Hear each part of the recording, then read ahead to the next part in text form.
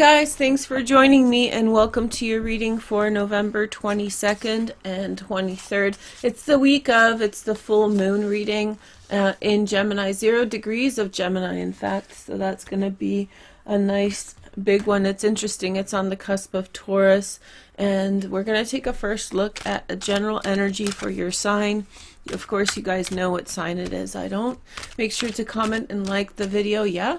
And what else? Oh, and your videos are probably published in your playlist. There's a lot of videos in there. Not all of them can I link at the end of the video, so go check that out in the playlist, yeah? Okay, so let's see your messages. We have the Six of Swords, which is moving on. The Death card, complete end to something. You're ready to leave something behind. And then the Five of Pentacles. Hey girl, hey. You're moving on. No, you're not ready to move on. Or someone's not ready to move on fully. Ready to move on until they feel the pain of having to take care of their own shit. And that's when they come crawling back time and again. Because they are either a mama's girl or a mama's boy, daddy's girl, that kind of thing.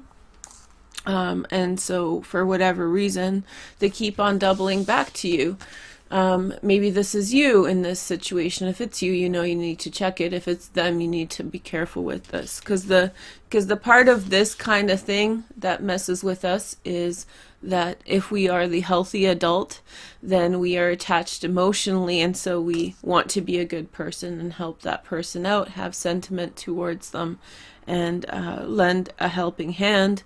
And then, but the problem is that this is habitual for them. So you're enabling. That's the way that I really deal with a lot of stuff. I've had a couple friends and a couple different types of relationships that were really harsh, where the person was struggling with really serious things. And I felt a lot of guilt, especially in my 20s, for having to deal with them and the way that I dealt with them. And it was a conundrum because I'm a very human rights oriented person, so I take it upon myself to help people, you know.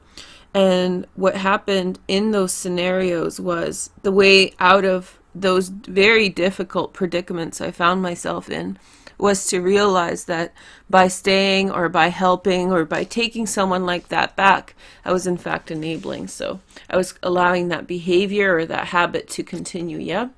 This is your Capricorn reading. So, hey girl, hey, what's up? How's it going, Capricorn? So you guys are going through the thick of it now. I hope that you're feeling good, because you should be feeling good. This is a good transit for you. It's a good transit for all of us, but for you, I mean, this is the first house transit. I know we're talking about the full moon, but this is just so important, and the South Node is here. I did a dedicated video for the South Node, North Node, Cancer. You should check that out in your playlist, and I talk about these 2 points, the North Node in your 7th house of partnership. So there you go, the same pattern ships showing up again. That's a word that we coined in a Cancer video. It means patterns and relationships, the patterns in relationships, yeah? So we call that the pattern ships. And the South Node releasing attachments of your old ways of being. And so seeing where that's coming from. It could be coming from your past lives, your past experiences, or maybe some universal karma stuff that you are just channeling through. So you shouldn't be blaming yourself for anything that's going on, but you should be tackling it head on and being like, wow, I see this as a pattern. This is my pattern ship here going on. So the nodes are actually active through the full moon. It's something called a mystic rectangle. You see that here. It's very prominent, so it's easy to see. And it's an interaction between 4 quadrants of the astrology chart in a pattern that evokes repetition and the ability to try again. Mercury is retrograde in your 12th house in Sagittarius. This also gives us an opportunity to look back on things and bring them back into present, renegotiate them, talk about them again. Although Mercury's not an aspect here, it's still an important point to consider because it's giving us that opportunity to revisit something. And the Sun is with Jupiter. This is one of the most beautiful and opportune moments of the year when Jupiter and the Sun create a conjunction. It just happens once a year, and most of the time, and yes, it's a beautiful transit. So I feel like with the full moon, this is the exact point of the full moon. You see 00:52 minutes, 00:52 minutes. That's the opposition between the sun and the moon, which is the full moon. And then Jupiter is just at 3 degrees, so it's just a little bit off. This is powering up this full moon that's actually happening in your 6th house of productivity. So these issues are coming up. I feel like maybe you work really hard, but you're quite selfless with what you have. So you earn it, and then you're pretty generous. And I think that maybe part of the lesson, and here I'm taking a long shot here, is that you're not so attached to your payment product, not the product of labor, but more so what you get paid for a situation. You value community way more. This card flipped out as I was shuffling the Hierophant. You value community way more than you do. Sorry, I'm making a mess of my cards. You're valuing your community and your social interactions, right? This is your 11th house. The sun is just on the cusp of the 11th house.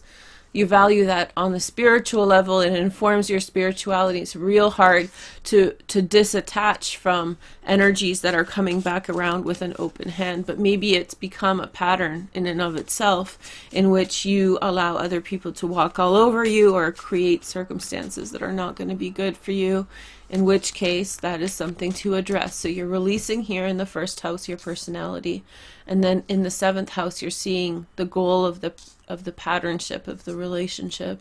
And in the past you see in the past that was Freudian, maybe it's true, but I feel as though there's a miracle coming in terms of your spirituality, and the moon is going to illuminate how to handle circumstances moving forward. So it's a pretty beautiful aspect at this time. So I hope that you are fully enjoying it. Okay, so let's take a look at your cards. We have the High Priestess, insight and intuition. Hey girl, hey.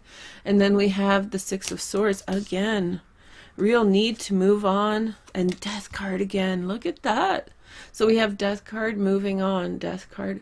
I mean, some of you guys are dealing with a Scorpio, in which case, I don't know, this could be a friendship because Scorpio's in your 11th house, but it could be a relationship as well. Sun, Moon, or Rising, or this could be pertaining to a situation while Venus was retrograde in Scorpio just a month ago. Let's see a little bit more before, because the doubling up of the cards is really, really prominent, right? It's sending a very clear message that someone's moving on, and then boom, turns around right back. And then we have the World card and the Pentacles, or maybe a complete end as somebody's moving on. And then the 10 of Swords. Okay. For some of you, I'll say this. For some of you, this situation pertains to someone coming right back and you sending them out the door and saying, like, actually, you know, I see the pattern and it's not working for me.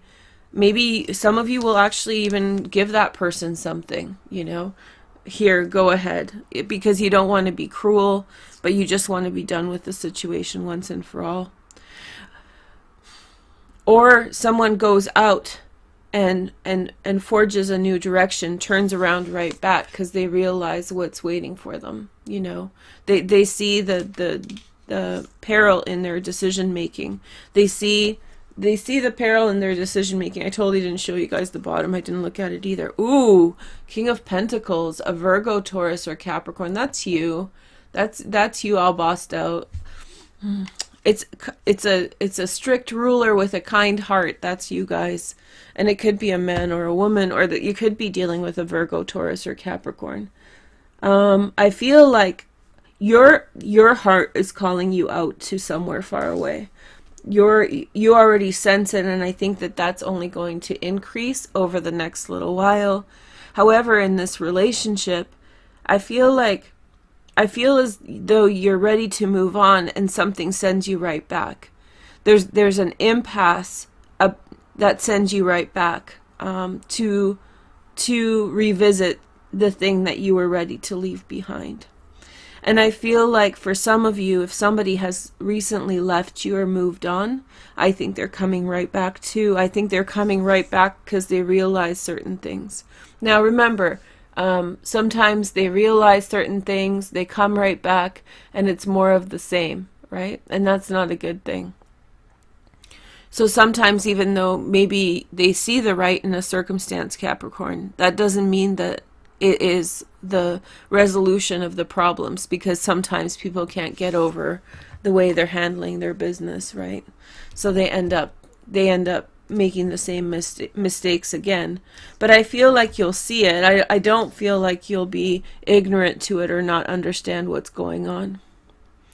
I feel like this is, be careful of somebody coming back just for money. But I don't think it's that. I think that somebody sees kind of the misadventure of their aims, of their goals that they have set out for themselves, and they're coming right back because they see that they see that the peril in what they've decided, the mistake in leaving. They see it.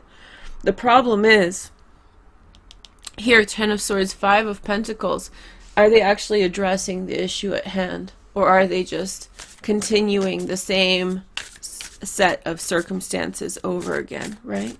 The same patterns. Let's pick a card from this deck. This is the Whispers of Love. We love this deck. We have be supportive, make a genuine effort to show you care, Capricorn. Ooh, girl.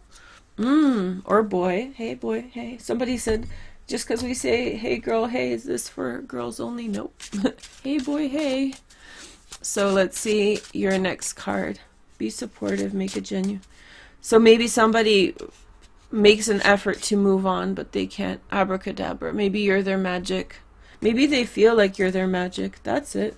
They feel like without you, things are not popping. So I feel like maybe they need to come right back around for that good. Here we go. Six of Pentacles, right? So, and that can be beyond money. That can just be energy. So you're going to see a massive turnaround in the next week or so. And I feel like you're going to face head on, like, the reality, the harsh reality of circumstances, resources, money, you know. The fact that maybe the two of you haven't been on the same page intellectually, you know. But I feel like you have a good perspective. Or maybe both of you decide to leave and one person's coming back because they don't see the purpose of leaving once they're out there. And the other person realizes that they're missing their teammate, you know, they're missing their homie. So they're like, oh, I got to come right back. So maybe both people choose to leave and then they come right back together. Okay, thank you guys so much for joining me. Have a nice day. Take care. Bye, Capricorn. Bye.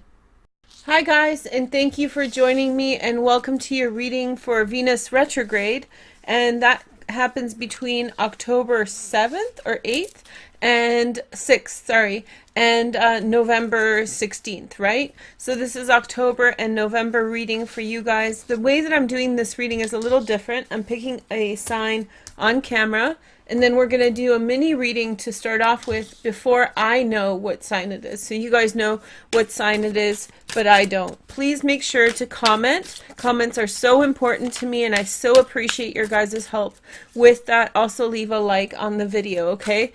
That's really great. And if you've just subscribed, you want to make sure that this notification bell beside the subscribe button is turned on with the two little lines. Otherwise, you won't receive notifications from me at all, so, or very little, okay? So make sure to hit the subscribe button, hit the bell. So much work for a free reading, hey? And then leave a comment and a like. And my little army of little elves working for me. Let's see what sign is, what are we reading for, or what the first cards are. So we have the Eight of Swords, which is some kind of predicament that you're trying to figure out, trying to solve a problem that you don't really know what the outcome of this, of is, I feel as though that there is like a possibility for you to resolve this in the future, but the things that you have on hand are currently not the things that are going to solve this issue. The next card is the Queen of Swords. So this may have to do with you having to take that step and cut someone out of your life forever, or maybe for the time being. The next message is the King of Cups, a Pisces, Cancer, or Scorpio. In this deck, he looks to me like a louse. He looks to me like someone who's just like drinking and, you know, BSing and just whatever, just a mess. Okay, but I think that you're dealing with a situation in which, you know, somebody was, you know, maybe not too serious, or maybe not too I'm laughing because I see the dolphin. It's a dolphin holding a cup, and I'm like thinking to myself, like, not too faithful. He's having relations with a dolphin. You never know. But I think that you're sitting here and you're somewhat brokenhearted or sad about the situation, and I think that the next step is one that you're aware of. The logical step is to either confront something, to face the issue, to cut someone out of your life, or maybe take a direction, to take a move in a new direction. The next message is to play. So I think maybe the solution is to be a little bit less serious, have a little more fun in your life. Maybe you've gone through this and now this guy's coming in to kind of pick up the energy with you a little bit. I'm going to expand on this reading on Vimeo, and it's a part of your package for October. So go to the VOD pages down below and get the buy all, and you will get your monthly as well as the Venus retrograde expanded videos there, and anything else I put in October. I don't know if I'll put in much more. Here is the sign I'm reading for. I'm about to find out who it is. Oh, it's Aries. Hey, I was not expecting this. Look at this. An air sign with a fire sign with an air sign. Okay, I get that. But then the King of Cups, Aries. What's up with that? Okay, so let's take a look at what's up with you, Aries. So if it's not a water sign, it could just be someone just cutting loose and having fun. I feel as though you don't really know what to do about a situation with a person. I don't know if you have personal relationship with this person or if it's something else, but you do definitely feel like your relations with them are bound. You feel like your relations with them are, it's like you know something and now you know better, and you're like, why did I get myself in this position, and all of that. So this is Venus in your 8th house, and so for the month of October, I would expect there to be a sizable amount of gestures made to cut things out of your life forever. It's really about letting things go, or even things in the past that you have not necessarily felt closure for. You're kind of finding closure for it now, and so you're cutting them out and moving past them. And I feel like in November, Venus will move into Libra in November. That's when the partnership stuff comes up. That's when there's a possibility of maybe meeting someone else, Aries. Maybe it's a King of Cups, and they're coming in with all this play and happiness. So maybe the hard work happens in October, and then the rest of it comes in November, the more partnership kind of lovey-dovey stuff. So what I'm going to do is the heart-shaped spread for you guys, yes. And if you're in a relationship, that's this side is them, this side is you. And if you're not in a relationship, then this side represents the love energy that is coming to you, or the soulmate that is coming to you through this time period. With so many transits in the 7th house, particularly in November, I would assume that there is this level of, you know, how do you say, there's this level of focus on partnerships and what went wrong in the past that kept you from a relationship, or what's keeping your relationship from evolving past the point of where you're at with things. Okay, so here is your first card. So we have pause and observation. Yeah, it feels like this with this card, hey? It feels like both people have taken a pause to things and been like, wait, what just happened? Did that happen? Is that what's going on now? Like, is that where we're at? Is this what we're, you know, onto? Is this what we're dealing with? So maybe there was this like harsh conversation. Whenever I see the Queen of Swords, I think of harsh conversations. A blunt, harsh conversation. Very truthful though, very upfront sometimes when she's positively aspected. You know, those kinds of things. She doesn't mind a little tear. She's like, those tears, she wears them like badges of honor, you know? Like she's like, yes, girl, yes. She's a bit of a masochist that way, isn't she?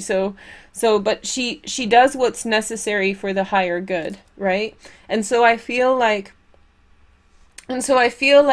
Aries in the beginning of this time period of Venus retrograde, you're really going to be called upon to like stop, wait, and listen, and really pay attention to what's going on around you, and like really do the math of who you're dealing with, how and why, what they're like, what is their true intentions. You know, you can really take a look at what's going on.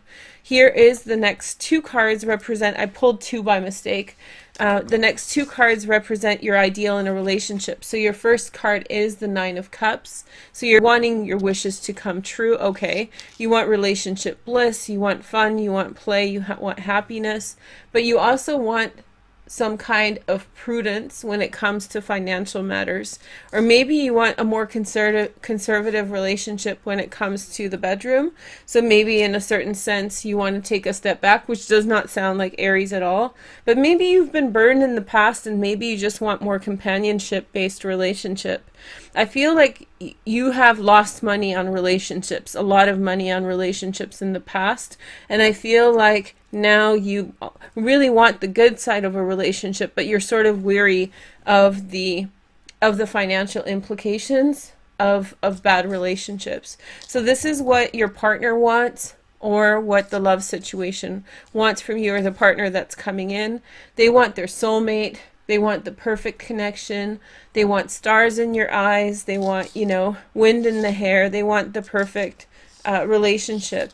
They also may want an Aquarius. So if you are an Aries with Aquarius aspects, whoa, watch out. Actually, Aries and Aquarius get along really well. It's a really funny kind of great relationship pair. So if you're an Aquarius with Aries aspects, let me know down below. But I feel like that person is really drawn to the Aquarian side, the free thinking kind of liberal, you know, all of this stuff. The next message is the High Priestess. And so I feel as though that person wants someone to talk to. They want someone who will give them advice and think critically, help them think critically about their life, help them problem solve, you know, and figure out things, figure out what's right, what's wrong, and all of that. They want someone who can really assess situations and give insight that's going to be clear, just, and fair, and accurate. So I feel like they're asking for a lot. And I think you have reason to kind of wait and be like, whoa, wait a minute, you want everything? You want like stars, you want high priestesses, you want destiny and all of that? I'm just like a girl or a guy just trying to get by. Like, you may be a little bit kind of overwhelmed at what the other person wants, to be honest. I think that maybe in some way you are very much like, this person's like off on some kind of trip, like they don't understand, or I just want someone to save money with, someone to have some fun with, you know, hand holding, nice time, whatever. Maybe not just hand holding, but still, I feel like you're assessing your values and you're taking a look at this, and I think it's freaking you out a bit in terms of what they're going after. The next message is the World. So I think this relationship or a circumstance will call you upon to travel the world, to move somewhere, to possibly challenge your accepted notions and beliefs. I feel like this is an expansion point. So I think no longer will you want those very simple things. You may always want a part of them, but I think that your palette or that which you are striving for is vastly expanding and growing. Here is the next message. That person, I don't know, Three of Swords. I never want to predict mental illness because that's for doctors and not for tarot card readers. But to me, this seems like huge ambitions, great lows, right? Huge ambitions, great lows. So it's like a situation of, I don't know, unmet expectations. They reminded me not to say it. Unmet expectations, overly ambitious expectations that led to or that lead to heartache. And so in some way you kind of see that person kind of burning out with their own ambitions and with their own goals, and it's kind of making you weary. It's making you like feel like, oh man, like this person's setting themselves up for big losses and great sadness, okay? So I think that you're with them through this experience in some way. So the next two cards are advice cards. The first one is contemplation, the Eight of Cups. And so in some way I feel like you are going to take some time out to assess things. And I think this coincides with the Eight of Swords. So I think that taking some time out to assess things, to really assess whether or not they are suitable for you, I think is the right step to take. The next message is the Empress. So you may be talking to your mother, or maybe you are feeling the call of being a little mama yourself. So I don't know, maybe there is a woman around you who exemplifies feminine qualities, the divine feminine, and maybe you're trying to get in touch with that energy to figure out whether or not this is the right time to go in that direction, or whether or not it's time to kind of roll back. The energy overall to me seems like you are having fun, but you're starting to ask yourself, is this time for a more serious relationship? And I think that you're trying to figure that out. Whereas this person, I think that actually you're more open to a relationship than this person is. I think this person is, you know how sometimes people set up this like, okay, let's get married, okay, this and that, because they're so anti-committal that they just don't even think about it. So they just throw themselves at the situation because they just want to kind of they feel like they have to, so they do it, right? You're actually taking the steps to think about it, like, is this me in this situation? Is this the right path? Is this the right direction? Let's clarify the next two steps. So we have the Two of Cups. So this is advice for your loved one or the love situation. So they need to kind of put themselves back together, you know, clean up their eyes, and in some way recognize that there is love in this situation. They need to realize that you're willing to give them love, and they need to take a rest. They need a chill pill. They really need to chill out. And I could have told you this right here. I kind of was saying it already. I kind of was, the moment you can see her, she's just like side-eyeing this.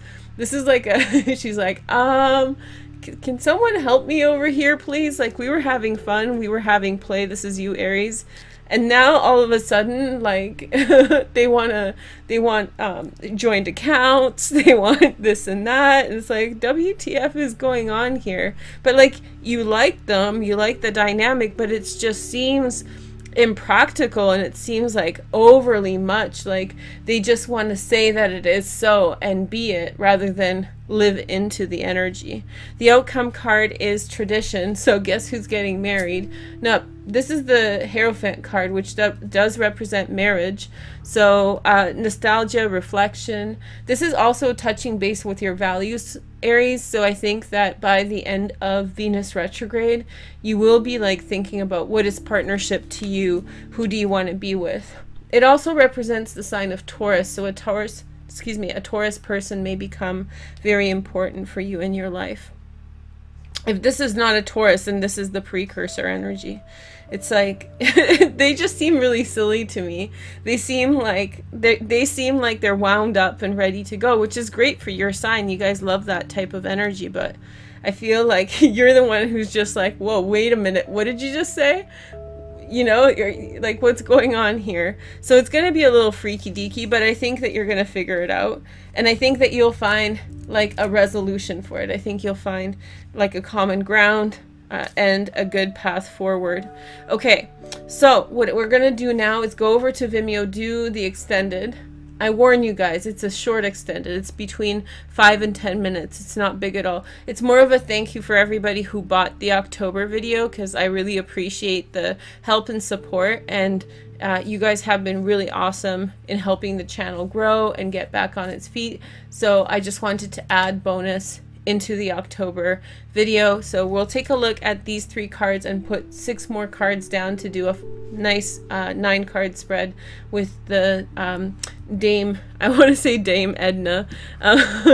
No, with the Dame Darcy cards. Oh, look what you got on the bottom, the Two of Cups. Hey girl, hey. So maybe they are worth it. Maybe they're a little crazy or spun, but maybe they are worth your time. I mean, they do love you, right?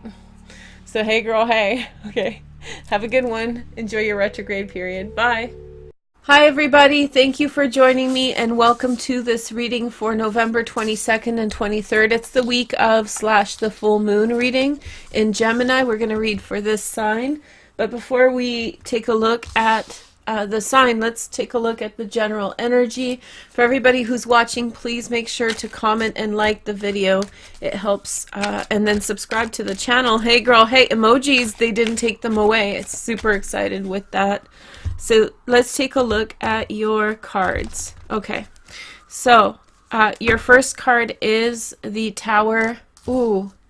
And then we have the Five of Wands. Okay, something's ended and you're not feeling too great about it, but you're going to find a solution to whatever's been going on. This is like a stereotypical, very easy to read sequence of cards. It looks like something like crap hit the fan, and now you are dealing with it on an emotional level.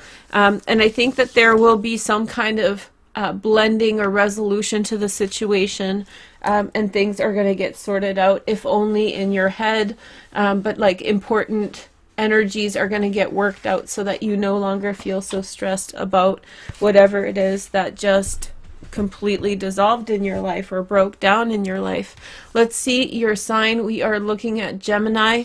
Hey Gemini, how's it going? Hopefully you guys are doing well. Let's take a look at your astrology first, and then after I will take a look at your tarot cards. Okay, just give me 1 second. How can I, oh, third. Okay, there we go. Hold on. So here we go. So here is your chart for the 22nd or the 23rd. The full moon happens right at night at 9:30 p.m. Pacific. So if you're east of New York, or if you're east of Eastern Canada, then it's going to be on the 23rd pretty much. But for the rest of us in North America, this is on the 22nd. The full moon in Gemini at just 0 degrees, 52 minutes of Gemini, which is right at the beginning of your first house. The sun is conjunct Jupiter in the partnership house. Miracles come through people who help you in circumstances. There's going to be, even if there has been a bad situation happening for you at this time, or something very extreme or maybe even traumatic, even if something like that's going on, there's someone who is there stepping in to help you and shield you from the bad experience. Also, there's a massive stellium here in your 8th house of change. Please watch the North Node video for Gemini, South Node video Cancer, North Node Cancer, South Node Capricorn transit video. That's this transit here.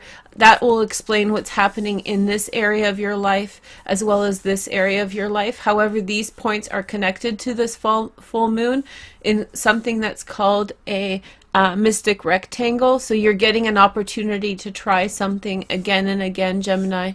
So let's say something happened in a relationship and a relationship had a total meltdown. This can actually allow you to have a second chance at it if you are getting help from this individual, a partner, somebody stepping in, somebody is helping to communicate about the past Mercury retrograde. So that's the astrology for that. Now let's take a look at your Bianco Nero cards, just so we get a better feel for the situation. Let's see. Bianco Nero. Oops. Let's see. Oops. So your first card is the 9 of Rods. Then you have the Wheel of Fortune. So you've been waiting for an answer to come through about a situation. Then you have the Devil card, which is that Capricorn transit right here in the 8th house. That's going to bring into your life quite a bit of constant change. This is the sign of Capricorn. You will have to face kind of questions about what needs to end and what needs to keep going. I think in terms of the situation, there has been a pause or a hold on the outcome, and it could have even been driving you really, really nutty or worried. You're extremely worried about the situation and how it's going to evolve. I do feel like you are thinking that there is a lot to deliberate on. There's still a lot of struggle for you in this circumstance. However, good luck is coming into your life, and some kind of interjection is going to happen to help solve the consequences of what has happened. So it's like maybe some conversation has happened that has been very difficult here, and you think, oh, okay, that's the end of that. However, I feel like maybe a concerned friend or maybe a relative in some way is stepping in order to help to navigate and resolve the situations. So here we have the Ace of Pentacles, the Eight of Rods, which is Mercury in Sagittarius, which is this transit right here, Mercury in Sag retrograde. So the ability to talk about circumstances in the past, as I said, and then you have the World card as the outcome. And the bottom is the Queen of Cups, a Pisces, Cancer, or Scorpio. So somebody got really into their feelings, probably said too much, and that led to, a less than desirable outcome. If you're the person who lost their cool and said what they said and did what they did, I feel like there could be quite a bit of shame that you're experiencing from the situation. And so this waiting to see the feedback of what's happening is making you feel very nervous or uncomfortable at this time. However, I do feel like there's going to be a positive outcome, and you are going to get like a situation, a way through the circumstance. I think somebody's going to come in and manage the situation, provide other options for you to participate in.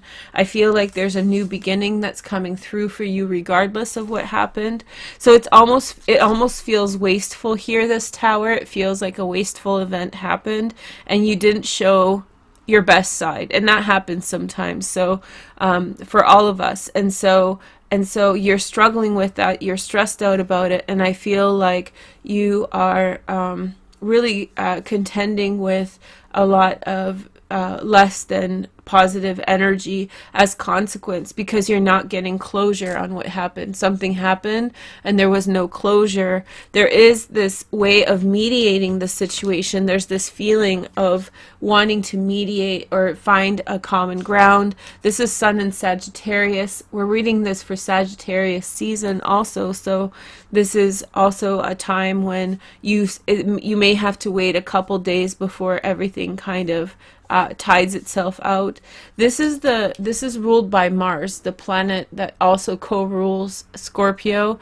This is the ancient ruler of Scorpio before Pluto was recognized as the official ruler of Scorpio. So Mars, this could be, I feel like the energy in a situation mounted and got more and more intense until a situation reached an impasse, and then there was a complete kind of retribution or strong words being said, and that was in the past. This already happened, and with this full moon I feel like you're trying to problem solve, and I think this person who's stepping in is going to cut out certain things forcefully, saying, okay, we're not just going to look at this, we're going to look at what we can do with this, move forward and move in a better direction. But emotionally you're still reflecting on the past, which is good, because that makes you not a total psychopath. If you're considering that something didn't work out, you're considering all the people involved, then that's a marker of healthy disposition. However,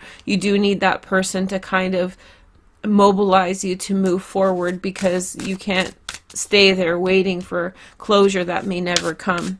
Here is the next message, and it's from the Whispers of Love. And I don't know why I picked this oracle deck for this reading, but I think it's probably the best one for you. Honesty is essential. Be a loving person. It is important that we speak truthfully and in a loving manner. So just because you spoke out of turn and not in a loving way, that does not mean that that is your badge and that is the mask that you'll wear for end of eternity. In fact, I think that it's an opportunity for you to rethink how you are communicating. It's really shown you illumination of your personality a certain way. And so now you can use this energy of the full moon to kind of shift it around and choose the higher ground. So yes, maybe you didn't say something perfectly, but somebody's teaching you to not feel so guilty about things. Things happen between people, and now it's time for you to move on in a better direction that's right for you. Here is your card. We have the moon dance. It's only one card, yeah. So we have the moon dance for you guys, and I feel like that's like, yeah, just own your feelings and emotions. Now look forward to new directions, and I feel like this is possibly you reflecting emotionally on what's happened in the past, and that's okay, because like I said, if you're thinking about how you've affected other people by the way you said things, or by the way you related to a situation, that's good. That's conscience, right? But I feel like at the same time, it's time for you to move ahead in a positive direction that will work for you. Okay? Thank you guys so much for watching. I hope you have a wonderful day. Happy full moon. Take care. Bye. Guys, thanks for joining me and welcome to my channel. We're going to take a look at this sign, and first I'm going to take a look at your overall energy. And then we were going to just dive into the full moon reading. This is on November 22nd and the 23rd, but the full moon is good 3 days before and 3 days after. The effects of this full moon last a while, and it's the beginning of Sagittarius season on the 22nd of November. Okay, so let's check out the transits as they affect your sign. We have the Lovers. Hey girl, hey Gemini. Is this for Gemini? I don't think I've done Gemini yet. We have the Ace of Wands and the Three of Wands. Ooh, okay. You know what? There's signs for which this full moon is like the hard lessons, blah blah blah, and there's signs for whom this full moon is sweet and loving and kind. The energy astrologically is really good. To me, it seems like there is a real good connection here from family. The Lovers can mean brothers, or it could mean like actual lovers. To me, this is a family card, so it's a family love card. And so I feel like maybe families coming together. There's Thanksgiving, right, in the US, so we have kind of a holiday season beginning, or maybe you're hearing from your family members for the Christmas holidays and you're waiting for those plans to come together. But there's definitely some kind of reaching out energy. And if this is romantic, your partner is reaching out to you to make some very special plans. It looks like it's a very nice and warm energy. Let's find out what sign we are reading for. Ooh, Scorpio. Hey girl, hey. Okay. So Scorpio. Okay. So I feel as though something that you have been waiting for is coming together now. So I feel like the person you've wanted to hear from, you're going to hear from.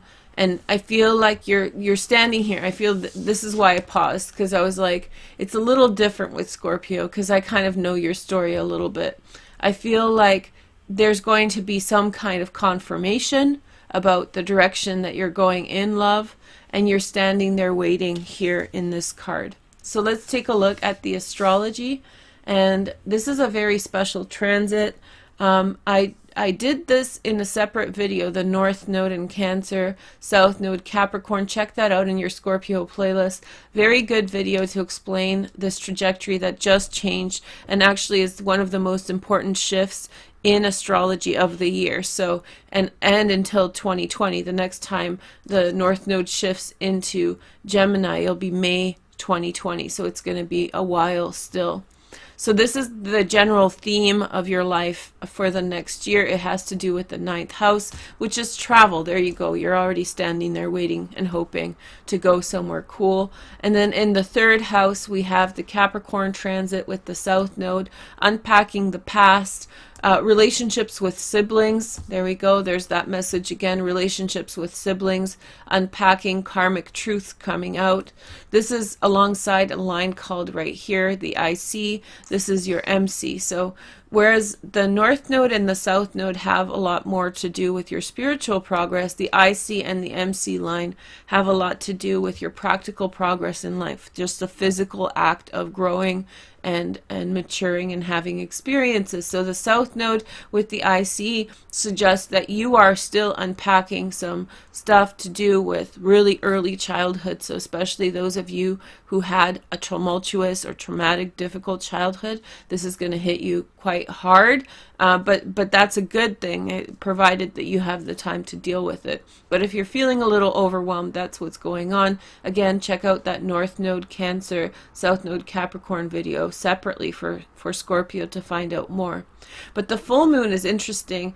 The reason that I talk about the North Nodes is that there is this formation called the mystic rectangle that's hitting you up, and so this mystic rectangle allows you to go over these points time and again until you get it just right. So it's like, how do you say what you want to say to the person that you love?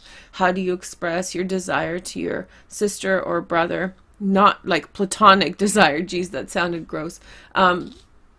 How do you express your desire towards them, like a sibling, friendship, or how do you reconcile difficult or tumultuous relationships with your siblings and cousins, you know, and then the North Node in your 9th house of ideas. How do you open your mind? All of these cards are really, really well aligned to this trajectory. And so these points are a part of the mystic rectangle, and the sun is here in Sagittarius in your 2nd house, conjunct Jupiter. One time a year this happens. Most of the time. This year it's going to be just one time. And so this is a magic day for full of miracles. Good luck to you in terms of money, in terms of whatever you want. So it's time to set your aims and set your decisions right. With the full moon, we have this conjunction. Very lucky days before as well. The full moon is happening in your 8th house of shared resources and change. So maybe this is coming together with someone else, Scorpio. Maybe this is the marriage that you are setting off to create, and so this is a confirmation. So if you really want that marriage to happen, that partnership to happen, financial partnership, then set it forward. Now we have to say the 8th house has a lot to do with endings, death. It's your house, but in your chart it's ruled by the sign of Gemini. So this can also mean a substantial change. Maybe there's a financial opportunity that's coming back around, that's causing the ability to change. But it's going to be a big day. It's going to be a big series of days for you, dear. And so I feel like you should just pay attention and see whatever signs are directing you, which directions you're meant to go. I don't think it's something that's going to surprise you so much, because I think that with the full moon energy and with this energy here, you're going to kind of see it grow and just basically get on top of that energy wave, right? You want to get on top of that energy and go with it, you know, and abide by it. Okay, so I just saw the Queen of Wands pop out. She's back in my deck, but I do want to tell you that it has possibly to do with that. She's a Sag, Leo, or Aries, Sun, Moon, or Rising. Good luck charm right there if you have a Sag in your life, especially if they're on the cusp of Scorpio, if they're born in November. Yep, they're your girl or guy. You know, a real breakthrough moment, some financial opportunity. Let's take a look at your cards. This is the Bianco Nero Tarot. So we have the 8 of Pentacles, working hard, good, diligent. And so the North Node has just finished its transit in your 10th house of career. So you're probably at the best of productivity at this time. You've really gone through some life lessons over the last 16 months that have taught you, you know, attention to detail, where to set your focus, all those lessons. Next, we have the Tower. Boom. Hold on. It's with the Ace of Wands, so don't worry about that. And then we have the 8 of Rods, which happens to be Mercury retrograde. Now, I didn't mention that already, but in the back of my head, I was like, Varouche, what about Mercury retrograde? Well, there it goes. Some kind of communication coming through. Then we have the Queen of Wands. There she is. So she popped up again. And we have the Temperance card. Okay, and the 3 of Swords. Okay, so a realization is humbling moments, Scorpio, Sagittarius, I was going to say. Okay, because this is Sagittarius. Okay, humbling moments. So I feel like you're going to hear something about something that you held a very strong conviction about. And when you hear about it, it's going to break your heart.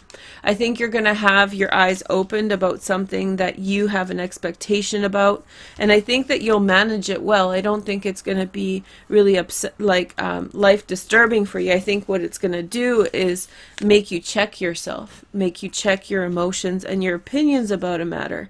I think that you're going in for a turnaround, and that's some of the consequential things that you have set out for in the first place. You've set out to learn, you've set out to broaden your horizons, but the lessons that you get, you don't necessarily control. So that's a part of this. You have the Hanged Man on the bottom, still stuck in the same place, still waiting things out, maybe a bit of sacrifice here and there. Sacrifice for other people and circumstances, but maybe more so than anything else, sacrifice of progress forward in order to really get through certain things in the immediate present. So saving for the future. Okay, so I know what this means very clearly, so let's reiterate, just because I don't think I was successful in articulating it well the first time around. I feel like you have a very strong mindset. Scorpios tend to. I'm Scorpio for placements, so I mean we're kind of stubborn, yeah. So stubborn Scorpio. So we have our stubborn view of how we want things to happen. However, sometimes we have to listen to the universe, and the universe teaches us lessons.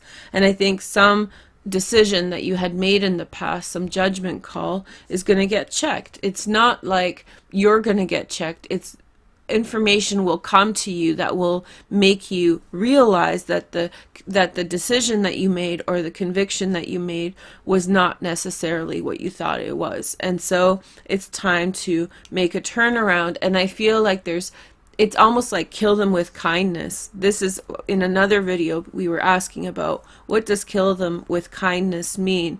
And I feel like in this position, I think that there's this kind of energy that's coming at you, or maybe coming towards someone else. Maybe you're the one who's dealing the realization and the truth for someone else, for somebody else's reality.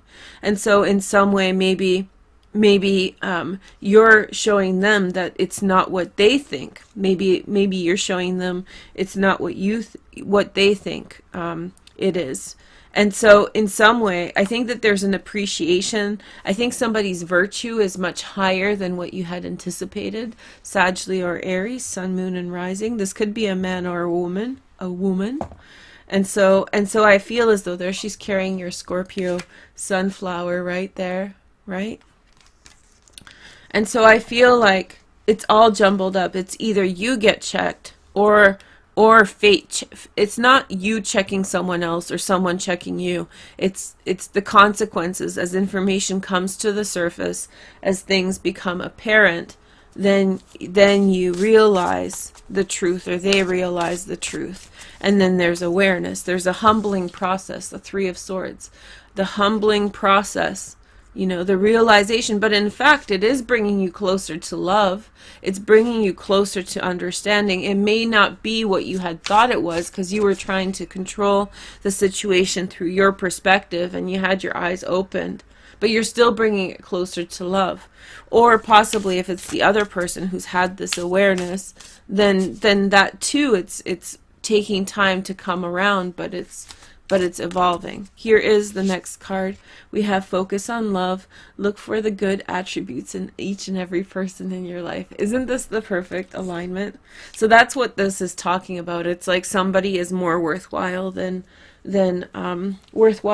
someone thought, or either you're more worthwhile than they thought, or they're more worthwhile and a better person than you thought, or maybe both. And then there's this kind of like, we wasted a lot of time here, you know, like, this hurts, you know, the loss of time is a sad thing. Here's the next card. We have the key on trees, keys on trees, but we have this tower. So this reminds me more of a tower in the Lenormand, right? Like the business. This could be to do with business. This to me signifies business as well. So it could be somebody around the workplace, or somebody's just, maybe you thought somebody was just a dusty, dirty slob, or like a lazy nobody, and you're realizing that that's not the case, that maybe you just caught them on a weird energy. And I feel like there's keys to me are always signifying new doors, new opportunities, new gateways. And so I feel like you're reaching up for good things that are coming into your life, that this is you're reaching greater and greater heights and greater levels of awareness. You don't get to control when that's going to happen. And what is the hangman hanging on, by the way? It's a tree. So some of the circumstances that are holding you in place are actually the things that are going to create for you the love that you set out to have. Okay, Scorpio, thank you so much for joining me. Have a wonderful, wonderful full moon. Talk to you soon. Bye. Hey guys, thanks for joining me and welcome to your reading for the new moon. I'm super excited to be here with you guys. And we're going to read for one of the signs. I like not knowing when I start recording. It keeps it really exciting for me to do your readings for you. And I think it's kind of a good intro for the reading. So I'm going to use the Mary L. Tarot to find out the first message that we get. I had to look to see if the cards were upright. Hopefully you guys are doing well. Please make sure to like, and comments are super important. Even if they're silly, I really appreciate them for the growth of the video. So please comment down below. And I will do a Vimeo reading on Vimeo that you can rent as a part of your November package. It's a short video, so it's just a bonus for those of you who get the buy all option. And so what you guys get is like a short video that explains the asteroids and the fixed stars in greater detail than we do on YouTube, plus 4 more cards from the Art of Love Tarot. So first message is the 8 of Wands. We have a lot of this coming up right now because Mercury is in Sagittarius and will go retrograde in Sagittarius in the mid-month. We have the Hanged Man, my new favorite card. Look at that. So much information there. And the 10 of Pentacles, which is Mercury in Virgo. Okay, so I feel as though you are waiting for something to come about. You're getting lots of encouraging messages that things are progressing. However, you feel like your life is somewhat static and continuing in the same direction as it has before. You don't feel that there is as much change. However, I feel like this is with a purpose. Of course, it's always with a purpose. And so what the purpose of this is to grow in awareness. Soon enough, you will go into an experience in which you spend time with family and people with whom you feel very close with. So you're just a few steps away from actually moving in the direction that you have been waiting for. So it's coming. Okay, so the sign we are looking at is, and we have Aries. Hi Aries, how are you doing? I feel like I've been reading last for you guys, so it's cool to see you come up first. I'm going to just prepare your astrology. So today in the astrology wheel, what I'm going to do is a brief overview of the new moon and what it means for you, Aries. And then we're going to work in a deeper meaning on Vimeo. So you need to go into the description box to get those videos down below. Okay, so the new moon is happening in your 8th house. That's a big new moon. The 8th house signifies joint ventures with other people. And it also signifies taxes, the occult, and endings. Now, Jupiter is about to move into Sag. We'll do a separate video for that. But it's important because this new moon is a portal that allows you to transition to a new direction, allows you to transition forward, Aries, into a new transformation. Over the last 13 months, Jupiter's been in your 8th house. And what happens when Jupiter is in your 8th house is whenever change happens, it happens in your favor. So you get really used to kind of jumping off a cliff onto a trampoline and bouncing up. better, higher than before, right? So you've gotten really familiar with this. So it's really, this is my PSA for Aries. You better stop jumping, or at least look to see if there's something down there to bounce off of. Because when Jupiter moves into Sag the next day, that trampoline's gone. So you don't want to jump off and splat, whatever. The new moon is in aspect to some cool things, and Jupiter is too, actually. So let's start with Jupiter. So Jupiter is creating a sextile to the South Node in your 11th house.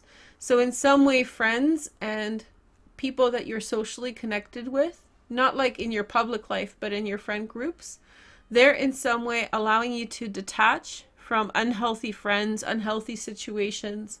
And in fact, that sextile to with Jupiter is allowing you a greater set of opportunities to connect with people in your environment.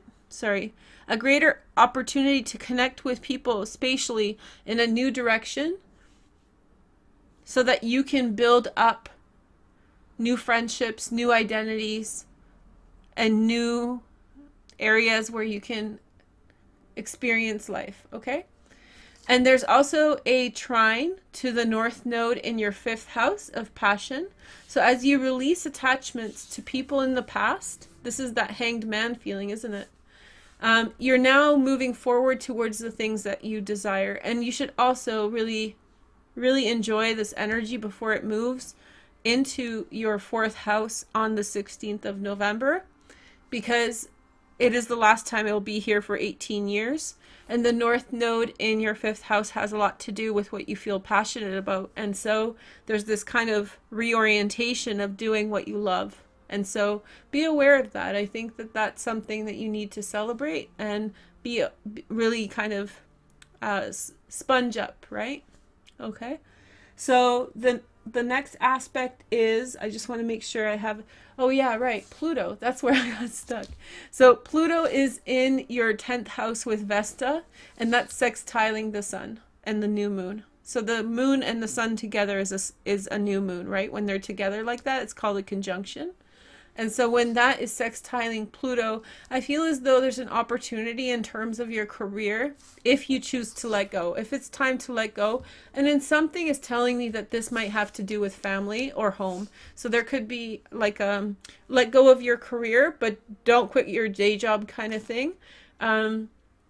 Let go of your career, and maybe there will be some opportunity around the home, but you have to use your own discernment. I don't want people emailing me telling me that they ruined their life. Be mindful with this energy. You don't want to, remember that trampoline is sort of going to be removed at this time. So big changes may not be what you think they are, or what you've grown accustomed to in the last 13 months, right? Okay. So here is the next message. We have 3 cards from the Starseed Tarot. And so we have the Chariot, okay? And then we have the Adept of Flames, a Sag, Leo, or Aries. This is Cancer. And we have the 7 of Flames, which means sticking up for yourself, defending your territory, defending your honor. Very likely this is you. I feel as though this is the time to stand up and speak for yourself, Aries. I feel like if you need to pull the plug on something, if you really need to address an issue, it's time to speak up. I feel as though some of the things that you have been downtrodden by or feel suppressed by, you have worked out, mostly within yourself. This isn't like you've been oppressed and so now you have to fight the system. For maybe some, yes, but for many of you, this is about emerging as a deeper sense of yourself, right? A deeper sense of what is true to be you. This is the solar plexus, right? Which is ruled by Mars and the sun, right? So beautiful, beautiful energy. And by the way, the solar plexus rules the 5th house, right? Where your North Node is in Leo. So it's a passionate movement forward. Who cares what they think, right, Aries? Who cares what they say and think? I'm going to do me. This is a beautiful card. Okay, so I'm going to take a deeper look on Vimeo to look at the astrology a little bit deeper, and we'll pick 4 cards from the Art of Love Tarot. Let me just what I've been kind of doing is taking a look at the bottom card and seeing what we have without shuffling from the previous one that I read. And so we have the acceptance, harmony. And this card represents Sagittarius, right? This is where Mercury is in your ninth house. And so I feel like it's time to say something, I think. It's time to say something. It's time to voice something. Remember, with this new moon, the energy is constructive. It's not really about arguing, or it's not really about trying to say something of a negative tone. You want to be constructive, build up, and move forward with things. You really want to progress and evolve and be excited about the direction that you're going. It's not about feeling bad. It's about feeling good and telling other people that you feel good, and that's the direction that you want to go. Anyway, thank you guys so much for watching. Again, thank you so much. And maybe a connection with a Sagittarius? Maybe a Cancer? Hey girl, hey. Okay, talk to you soon. Take care. Bye-bye. Hi Taurus, thank you for joining me and welcome to this reading for the eclipse and September. This is like a special format because if you watched my overview for the year, you'll see there I said that this is going to be like the it zone in terms of things going down. And I think that the real start of everything is the eclipse that's on the 11th of August. If you're watching this after, just think back to that time and what started happening for you, because things have been very stagnant and inert, and I think that they're going to start popping now. And I know that people are saying, oh, all these planets in retrograde, but that's the point. All of these planets in retrograde, it's like a slingshot and it's going to set you off. And you have the Capricorn transit in your ninth house of long distance travel and ideas, and I think that that's a really good place to have this slingshot energy coming through. Okay, so your first card and the first message is that of intention, which is ninth house stuff, right? Like, set your intention on what you want. And if you're watching in September, try to pay attention to what the intention is. By the way, I left this hashtag up for you guys. You can follow me by using these hashtags. One thing about them is that they don't actually bring up all the videos. I think they're still figuring out how to do it all. So if you just drop the hashtag and just YouTube search those two things, my videos will come up, because I usually post a lot of videos, right? And people seem to have a hard time with the playlists. Anyway, so here is the selves in a box, and this is going to be a personality type that is emerging for you through this period. Okay, so your message is pleasure seeker. Okay, so fourth house. There's a lot going on in your fourth house. We'll talk about it a lot. Uranus is in your first house, but leaving. Pleasure seeker maybe in the 10th house. Jupiter's in your 7th house of partnership. So hey girl, hey. I have 3 crystals. Let's see what this pleasure seeking is all about. One is a celestite. The other one is a rose quartz. And then the brown one, whoops. Let's leave it here, okay? And the brown one is the tiger's eye. I'll tell you in a minute why I just left it there, because apparently that's where it wants to go. So I'm going to shoot these over here into my map, and I have these little things because the rose quartz disappears, and I'll show you guys the astrology chart and we'll see where they landed. So of course, like, I know where the chart is, I get it, but also at the same time, even though I know where the chart is, I still am not focusing on throwing the stones in any particular direction. So just enjoy this. The rose quartz fell between your first and your second house, and so that has a lot to do with identity and equity and resources. And the tiger's eye fell in for Taurus Uranus. You guys are in for such an amazing transit, and it's like this retrograde period that started in August, on August 7th, is like, it's such a tease, because it's like, oh, here you go, Taurus, this is how amazing it's gonna be, but you don't get to have it until next year. So it's like a little test as to how amazing your year will be. And now that Uranus is retrograde, you're gonna kind of lose track of some of that, but it's not necessarily such a bad thing. You get to regroup. It's going to be a huge deal of change. There will be a lot of changes in positive directions, a lot of shifts, a lot of moving around, maybe some love coming through, someone who's really, really defined in your identity.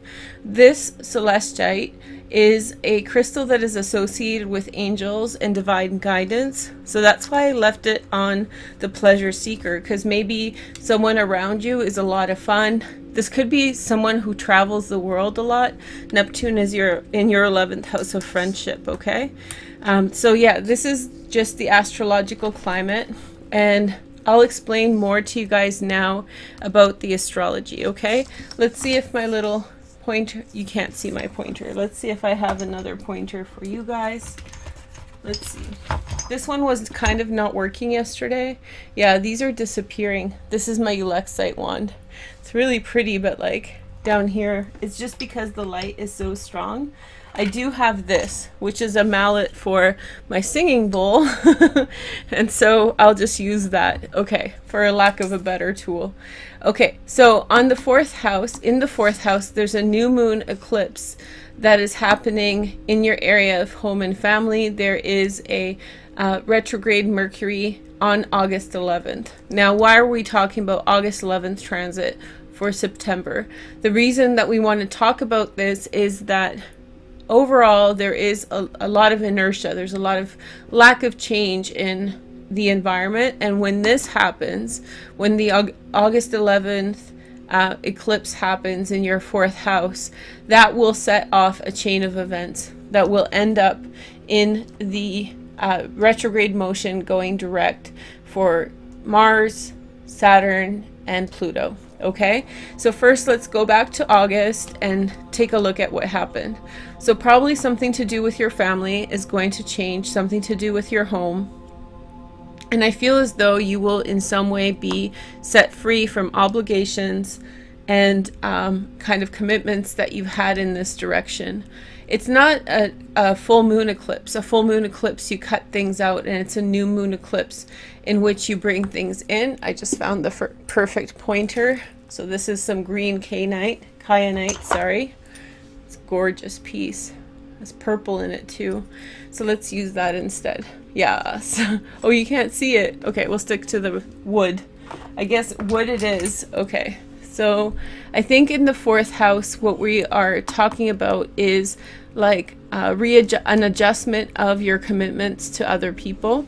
You can see Jupiter in your house of partnership. Jupiter is the husband, and Juno, which is the wife of Jupiter, she is straight in your 1st house, and they're forming an opposition. That's a really big opposition for this new moon eclipse. So if you are a female, and many of my viewers are, this is really good news for you because there's a perfect alignment in partnership. Now that's putting pressure on the eclipse, putting pressure on home situations. But this kind of T-square that we're seeing here, do you see this T-square, this big triangle? It's actually a good thing, like a volcano, like something that was not changing is going to be pressed to change. Mercury retrograde is going to be awkward. I mean, the level of awkward conversations around the home and family is going to be really intense, but that awkwardness lends itself to a good outcome because you say things without the filter, or the filter is not working right, and so you're transcending things. Also with the eclipse, we have a yod. The yod is off of Pluto in your 9th house and Neptune in your 11th house. By the way, for you, that's really significant because Pluto is ascending to the top of your zodiac. So after this period in the fall in which you want to really be careful in your career, you're really going to be set for making grounds in terms of your career and your public life. But anyway, back to the yod. This yod off of your social life with far-reaching connections with people who are far away, and your really strong grasp of concepts and ideas and strong opinions about them is really putting pressure on your home and family. It's like, how can you continue living in the way that you did now that you have the consciousness that has evolved for you? And so this new moon is going to free you up in order to move forward towards the directions of your awareness and consciousness. And when that happens in September, well, really technically August, Mars moves direct in Capricorn in August 27th, Saturn September 6th, and Pluto September 30th. When these three planets move forward, that's the slingshot energy. So this is almost like taking the slingshot back with the yod, and then the yod is here. So if you're wondering, this line right here, it's green, right? And then you have this line here, which is Pluto to the anywhere between the 14 mark and the 18 mark is fine. So Ceres, Mercury, and the Sun is affected. So feel this like a giant slingshot, you know. And then when all these events start happening like dominoes around home and family, that's gonna let you go and let you come flying straight into your 9th house of ideas. So I think you're going to get a chance to act out your ideas and make them a reality. Let's take a look at your tarot cards. So you have probably one of the bigger ones. You guys probably have the biggest chance of like really cutting loose and maybe even making a drastic change in your life. You may in September travel or change the destination of where you are going entirely. Okay, let's take a look at your cards.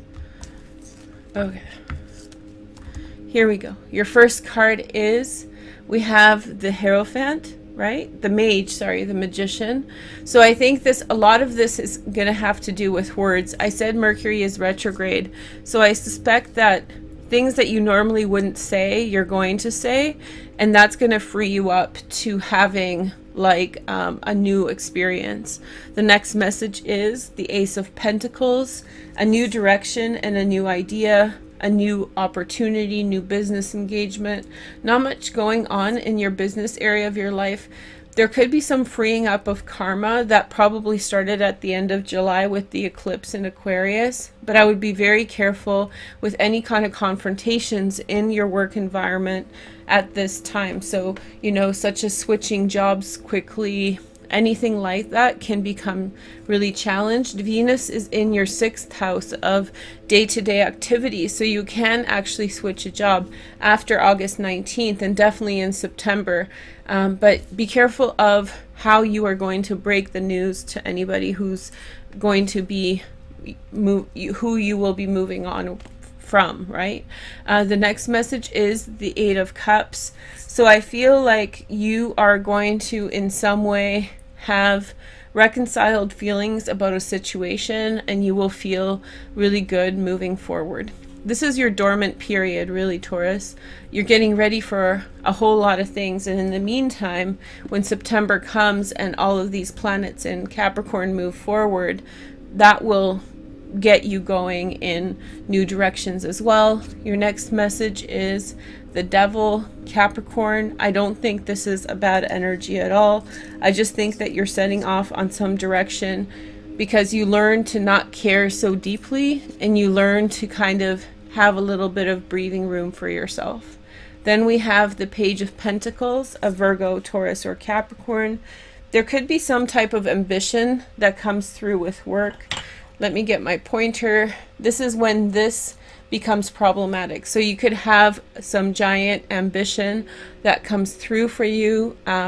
Like suddenly you want to take a chance at the stock market or a job that's slightly out of reach. I feel like this could be motivated by ulterior motives, like just not clearly seeing what the opportunity is.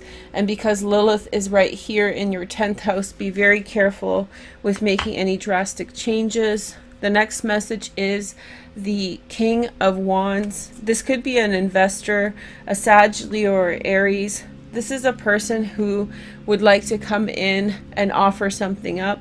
I see him looking straight over at Jupiter here in the 7th house. 7th house is partnership. So this person could be interested in offering you financial assistance. This person could in some way be trying to help you towards your goals.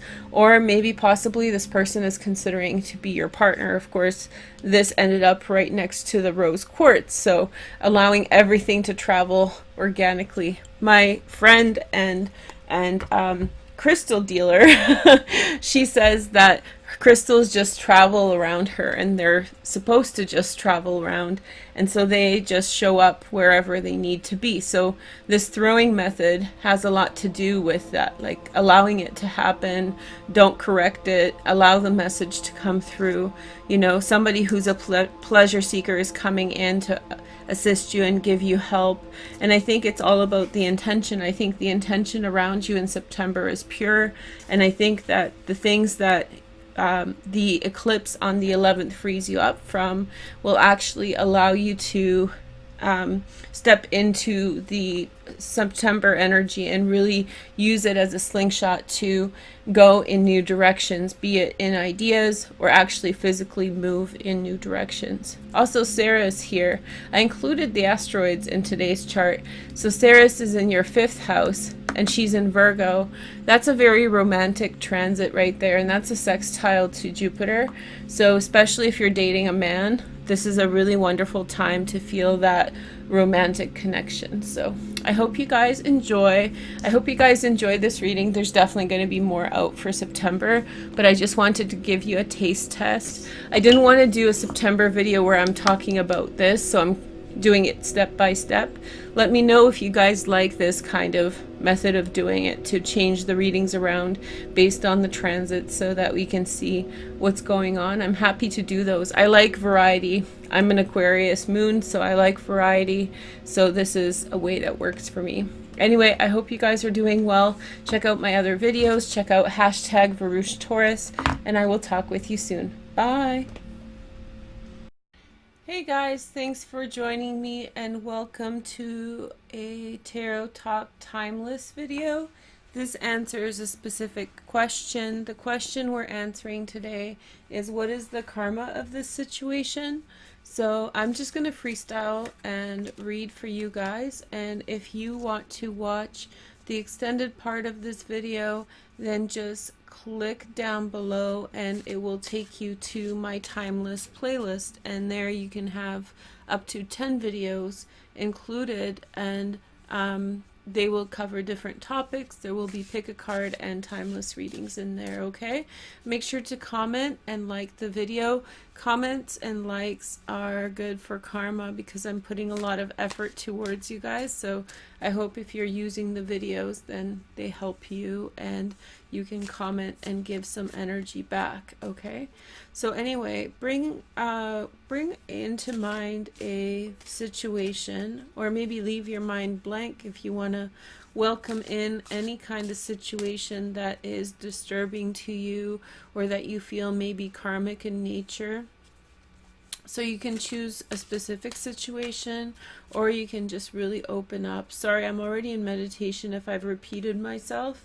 Just I'm already in meditation, so it's hard to kind of keep track of the things I have to say for YouTube, you know, so forgive me for that. Anyway, let's pick some cards. So your first card is the Master of Orbs. So this is concerning a Gemini, Aquarius, or Libra. Okay, so we want to take a breath in and really accept whatever this card is bringing in.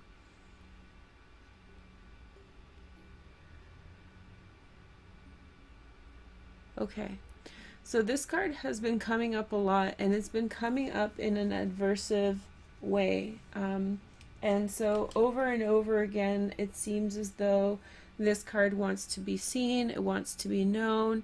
It could represent a Libra, Gemini, and Aquarius. So now this is a part of this reading, I think, will be a meditation of accepting whatever the lesson is so that we can start to work on the karma and reconcile it. So this King of Swords, whatever kind of tense feeling of tension that you have when you see the card, really bring to mind how you are accepting of the lessons that it's bringing. I feel as though someone saw something in you, someone saw a behavior that you were doing, or you transgressed against someone who was being fair with you, and in some way you broke a verbal contract or a non-verbal contract with this person. This person was affected by your behavior, and they felt downtrodden by what you've done to them. Maybe you did those things to protect yourself, or maybe you did those things because of ignorance or in the heat of the moment, but it feels as though this person feels crossed. I don't think this person necessarily is capable of seeing their side of the story, or their part in the story. So I think that that's what I was just channeling, was their opinion of the situation. And I think that maybe very well this person contributed to this dynamic, and even a lot so, but they are not capable, and they will not see their take on their part in the situation.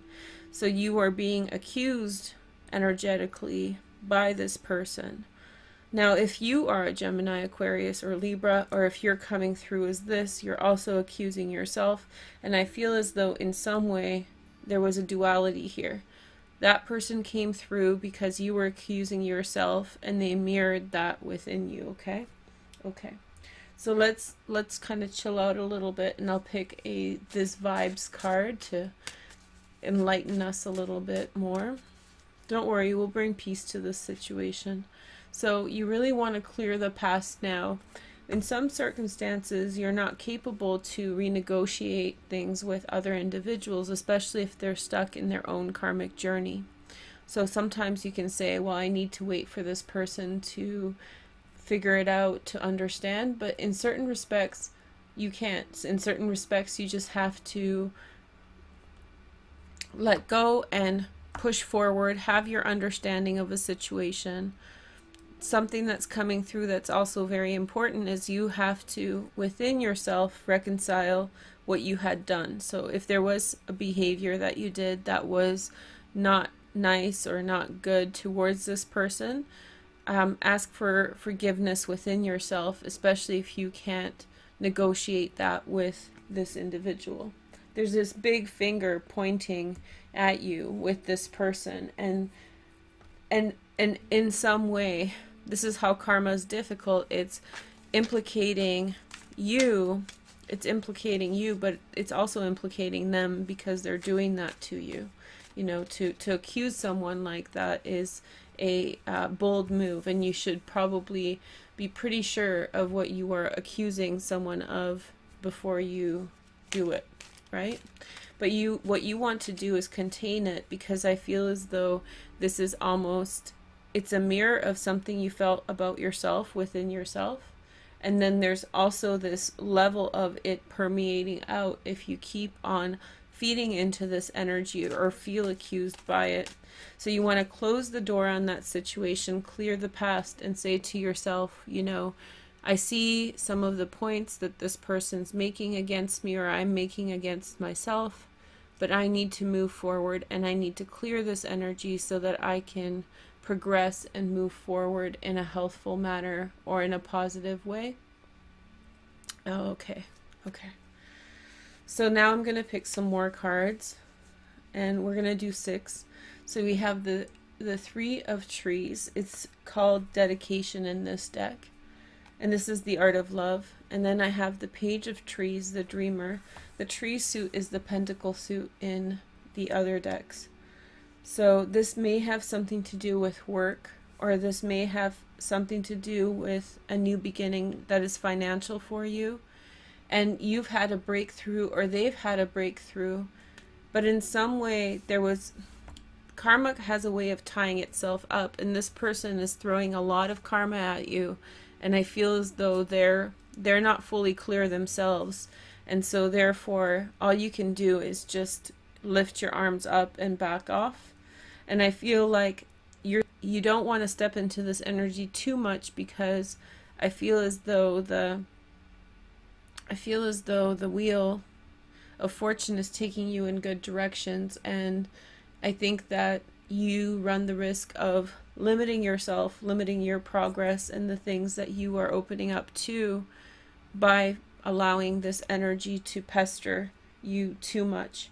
I'll pick the 3 other cards in the Vimeo reading, and then I'll pick these instead here. I hope you don't mind. Actually, let's pick an angel card to see. Master of Orbs.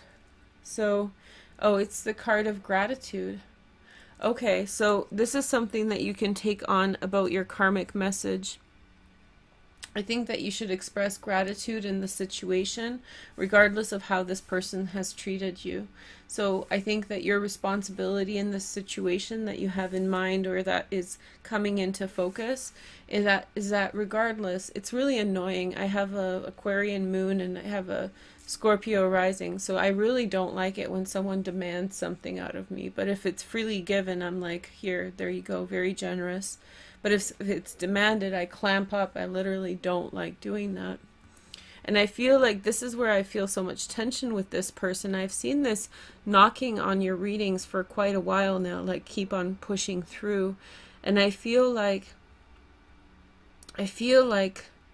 this person is soliciting gratitude for their actions, and the more that they solicit it, and the more that they get angry because they don't get the answer that they want, the more negative energy that they're throwing at you. And I think that the answer is that in certain respect you do owe them a certain degree of gratitude, but you have to do it on your own terms. That's what they're missing.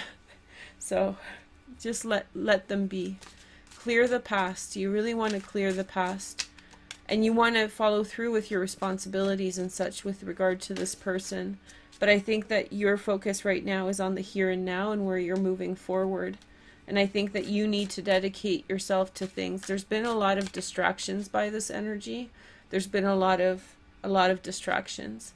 So we have the Kiss. This is the Vesica Pisces card. And so this is this is describing a connection, an interconnection, and a harmony between two energies coming together and colliding as one and creating a third new. So it's like the kind of creation idea, that the melding of two identities and creating actually one above and one below. It's the Vesica Pisces is the conjunction between two equidistant or equal diameter circles, and so the perimeter of one circle touches the center point of the other one when they intersect this way. The Kiss means it's a connection, and you found a connection for yourself that is suitable. You found a connection for yourself that is suitable, and you're meant to pursue that. It is your karma or your dharma to push forward and actualize the vision that is before you. And whatever you create out of that, that is your responsibility. If you lay back, then you will create less. And if you push in more, you will create more. And I feel like in some sense, this is like an entanglement, almost like a karmic entanglement with another energy. Somebody who's quite close to you, who in some way, I feel like it's generational and it's past lives related. And I feel like in some way this person is pulling you back into this entanglement that you're trying to free yourself of for many, many generations. And so I feel like you have to walk a fine line of expressing gratitude, being thankful for the energy that they have given you, while still also not allowing that pointed finger to wind its way around you and hold you back from doing your own creation, doing your own thing and taking your own direction. Here's an inspiration card from Doreen Virtue. I like these cards more and more, actually. I really love this deck. Make the effort. Great love is worth taking the steps to take. Guided steps to take. You know what I love about this deck is that it's versatile, but it's talking about love, but to me this really signifies the love that you need to give yourself in order to put forward your vision and your identity. And so the things that you are putting, this is reinforcing the idea that you have to go behind your dharma and you have to push forward towards that which is right for you, and really listen to yourself. And even I feel like this person is your strongest naysayer. This is the person who can't negotiate it's like they want to possess you. They want to restrict you. They want to in some way hold you down because you're so close with them that it affects their way of looking at themselves. And so therefore it's very painful for them to see you progress and succeed, because they were never able to progress and succeed in that way themselves. So in that way, I would suggest that you give this person as much compassion and love as you possibly can, because this person is suffering, you know, they're in suffering, and that's why they do that. There's also a converse part, and that is that this person loves you very much, right? They really love you and they want the best for you. It's just sometimes being so close makes it impossible for someone to reconcile feelings of self-worth, that, you know, pushing other people to pursue their psychology can be very hard for them in some ways. Okay, this person is also helping you clear the past from other things. What this person did to you, for you, is that they separated you in some way. They pushed you ahead of a lot of other karmic entanglements that you would have had to contend with had you stayed where you were. So this person in some way basically pushed you forward as their trophy, to get you away from the things that you don't have to even think about that they had to deal with. So this person is at no way a detriment. It's just their help has a limit, and that help has reached its limit in a certain capacity. They'll still be there for you in other ways. However, in a certain capacity, they've reached their limit because that's where their capabilities end, right? Okay, so here are 4 cards. So you have the Lust card. This could be a Leo. A lot of this has to do with passion. It's saying basically, this person has worked so hard. Where is your passion? Where are you putting in the effort to build a strong life for yourself? The 5 of Rods, I feel as though there is a lack of direction because you've been preoccupied with negotiating that relationship. That thing that has the clamp on this person is in some way, it's huge, and whatever their limitation is, it's a huge barrier that you have sort of taken on, to inherited, to push through. That's your legacy, that to work out, so, and rectify. Now you may not rectify that in your lifetime. You may or you may not, depending on where you are with things. And I think that this is the stress of taking it on, of realizing what that energy is, and then taking it forward, moving forward. And so as you awaken to the reality, and the realization that you have to have a lot of passion before where you are taking things, and up until now you've been caught up in the roadblock with this person. Now it's almost feels like wasted time, but it's not wasted time, because once you come to the realization, it's up to you to push now. And it's okay. This is the forgiveness piece. Your forgiveness for yourself for not recognizing the opportunity before, and now you need to kind of get nervous, work hard, see your opportunities, and push forward. No matter how far you get, you've been successful. Here is another card. There's going to be levels of feeling. This is the thing, forgiveness for what you didn't know, you know, and that's really important. Forgiveness for what you didn't know. Here is the last card for today. And so this is a soulmate, this person, and this is a person from the past and the future.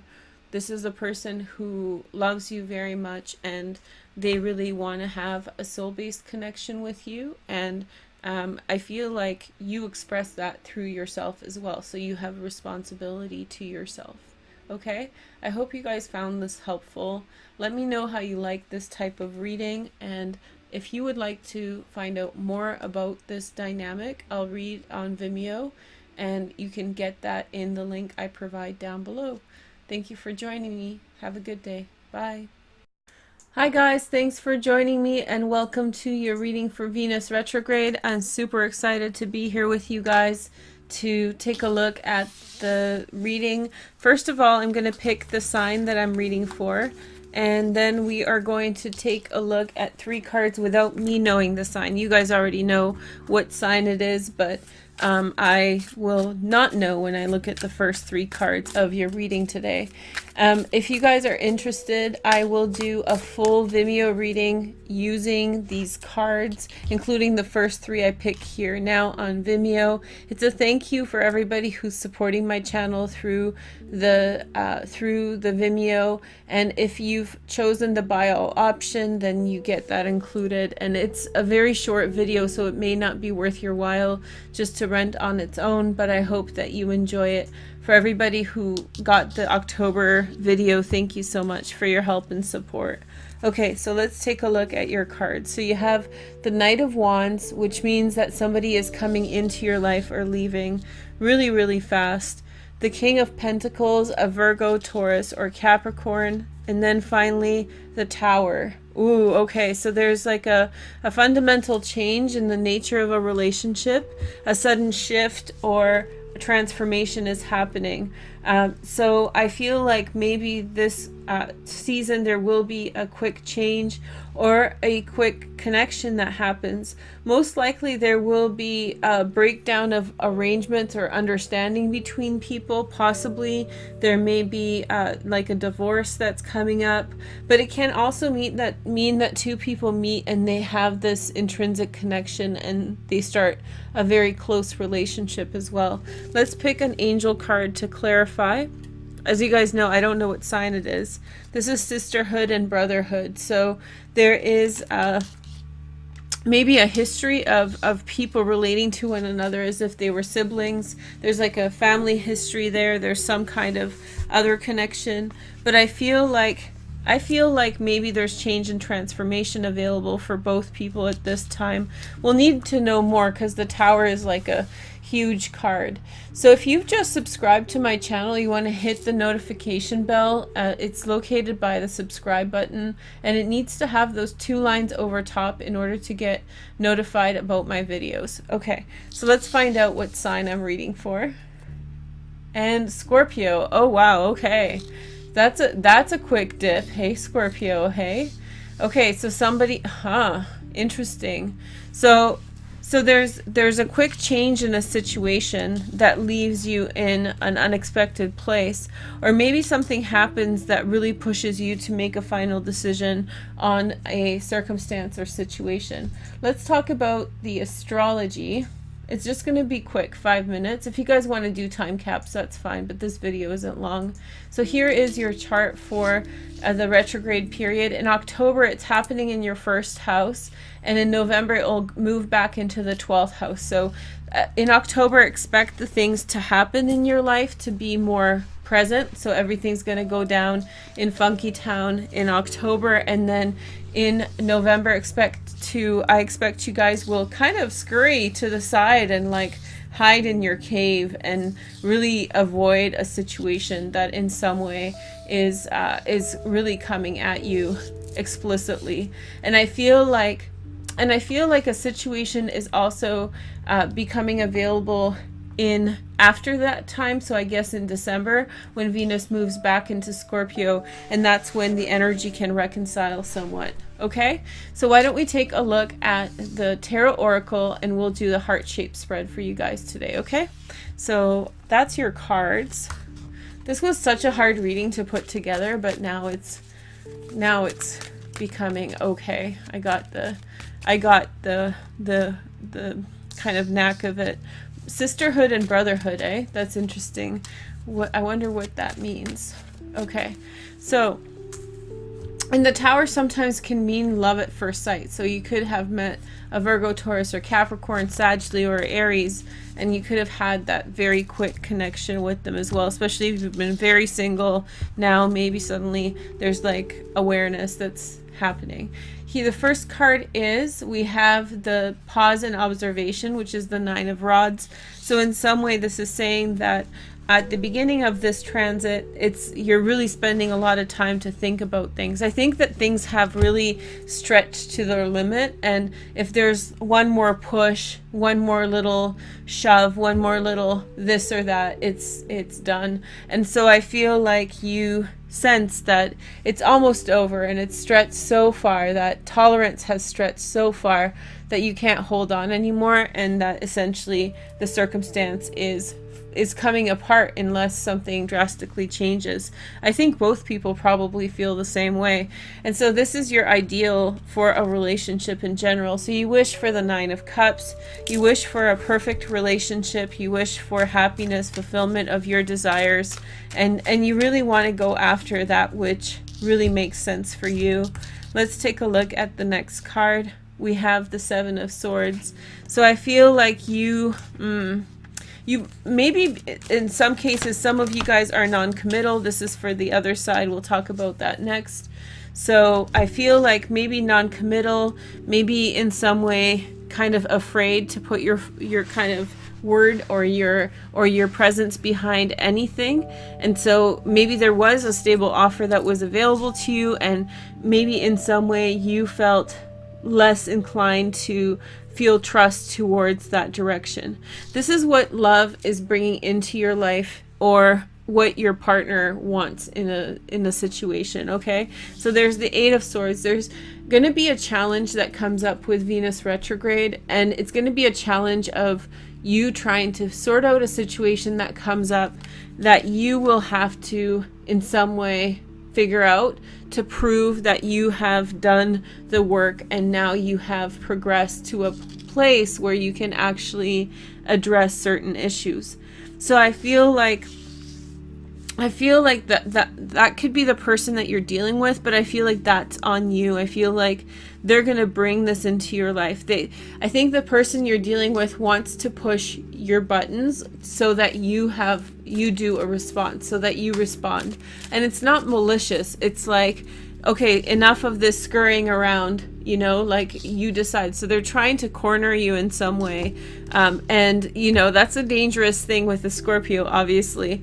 But I think also it's sometimes necessary, and it's where you kind of give people respect also.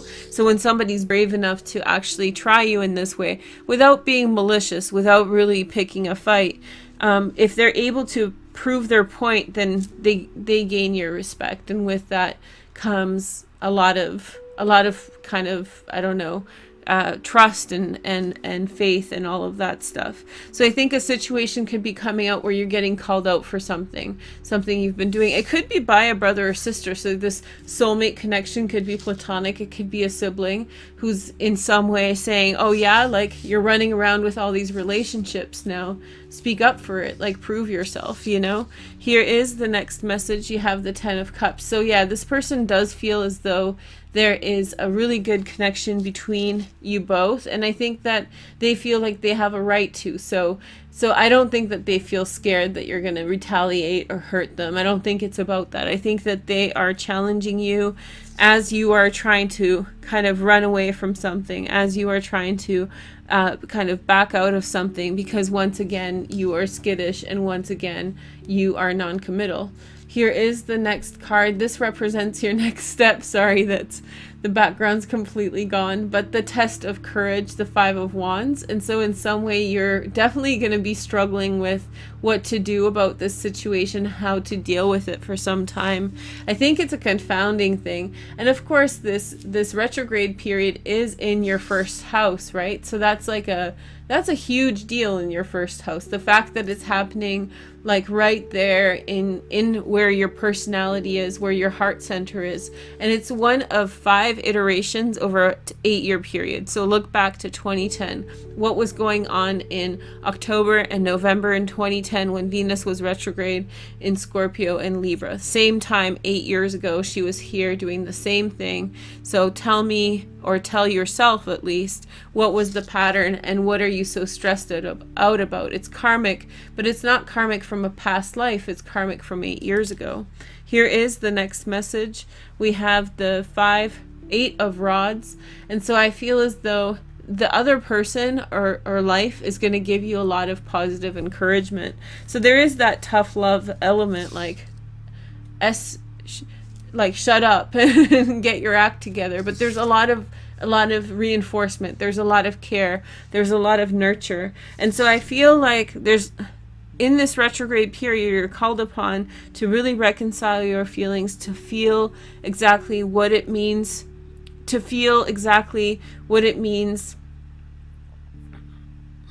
to act in the direction of assuring that which you want, because that which you want is kind of available to you now, and at least superficially. It may not be the situation you want, but it's the kind of circumstance that triggers you, and it's almost like a learning opportunity for you to overcome those things, because in a situation that you possibly would want, you may react the same way and cause yourself all these problems and missteps. So here's 2 advice cards for you for this 6-week period. So this is the change card, release the past. This is also the death card, or your card. So it's time to release the past and really move forward towards a better outcome, towards a better future.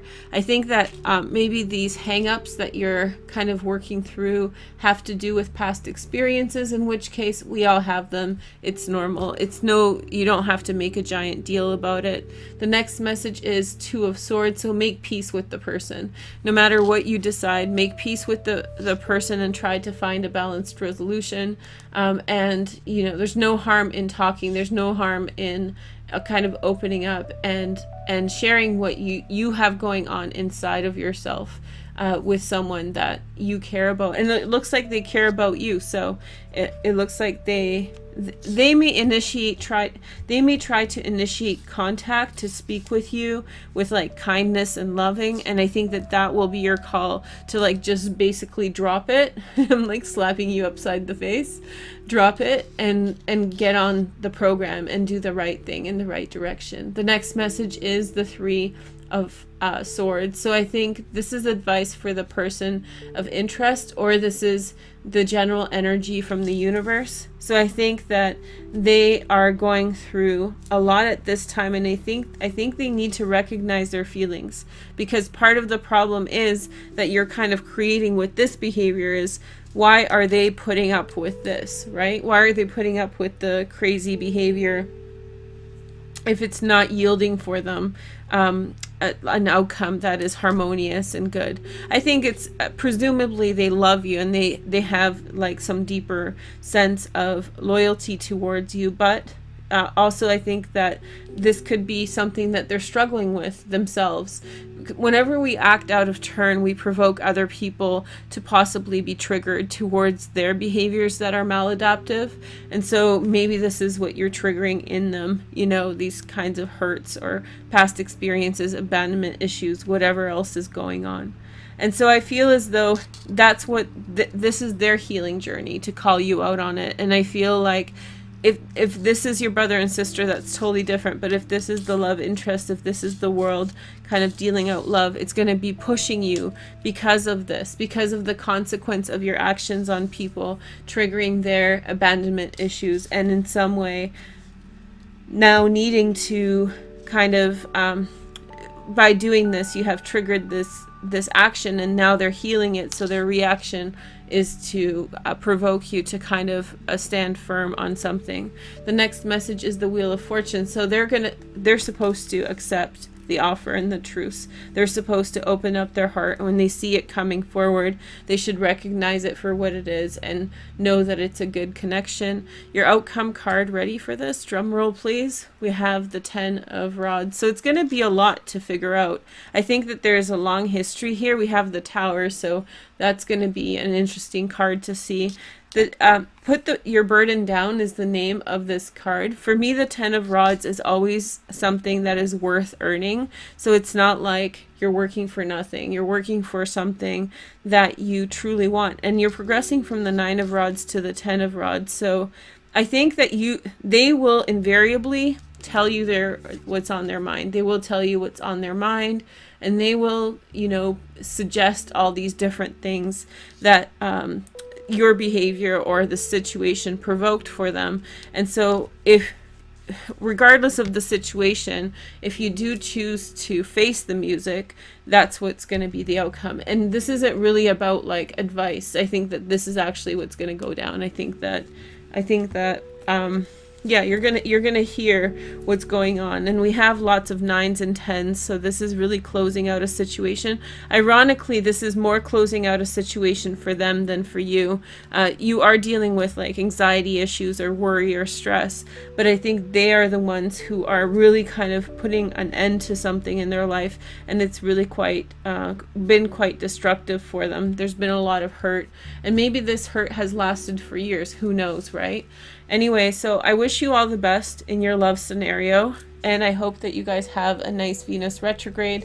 Thank you guys so much for watching, and if you guys did get the October readings, the link is down below for the extended, okay? Thank you so much. Take care. Bye-bye. Guys, thanks for joining me, and welcome to your reading for the new moon. I'm super excited to be here with you guys, and this is the reading we're going to do today. So I'm picking cards at random. But before I find out what sign we're reading for, I'm going to pick 3 cards from the tarot for you. Of course, you guys know what sign it is, but I usually don't know. So in the meantime, why don't you leave a comment and a like? No emojis, please, because I think emojis are going to get deleted on November 9th, and all the comments that have emojis with them. I'm not sure what the reason for that. I think it's probably like to do with the search feature. Anyway, so your first card is the 8 of Wands. I feel like this is Mercury in Sag, where Mercury is at this time, so it really aligns well with the astrological transit. One of the things about Mercury that I'll tell you right now is that it is conjunct a asteroid called Icarus, and Icarus flew up to the sun with wax wings and didn't listen to advice, I think, from his father, and those wings melted and he fell to his death. So it was about ambition. The story is about ambition, about taking on more than you can handle, and about not listening to a good advice. So with this 8 of Wands, I feel like there's like there's a lot of encouraging communication happening around us at this time, and it's definitely a card that's showing up again and again. Encouraging conversation, but it's kind of like, be careful also just how much you say. And of course, Mercury will go retrograde in about a week after the new moon on the 16th. The next message is the Hanged Man, so a continuation of energy in a new direction. Continuation of energy in a new direction. That was channeled information that just came through. But there's a sense that, you're being swept away and along with the tide, that you don't necessarily get the choice of which direction you're going.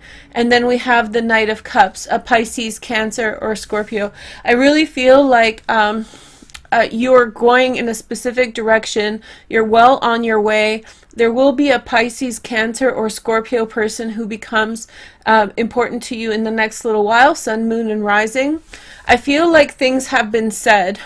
Emphatic things have been said, and those emphatic things that have been said have created an environment of a certain capacity. And if you're a person who communicates a lot, this is something that can be like something that you deal with, and it's something that you deal with, but I feel like you've gotten yourself to this place, you've made your bed, now you have to lie in it, and I feel like somebody's going to come in, and I'm not sure if that's a corollary to what you've said, or if this is someone else coming in and you're going to be kind of dealing with both energies. But I feel like it's a positive contribution. I think so far it looks not like such a bad deal. So let's see the sign we are reading for. Oh, it's Gemini. Hi guys, how are you doing? I thought I already did Gemini, but maybe you guys will get 2 videos this time around. A couple times I've done double videos and I totally didn't intend it, but that's okay. I don't mind. If I do it, then I do it. It was meant to be, right? So I'm going to do the astrology for you guys here, but this astrology features the planets and like just the general energy of the new moon portal. And then on Vimeo, which is down below, it's a bonus for everybody who got the November extended. It's like a whole package you can buy, and you'll have videos for both.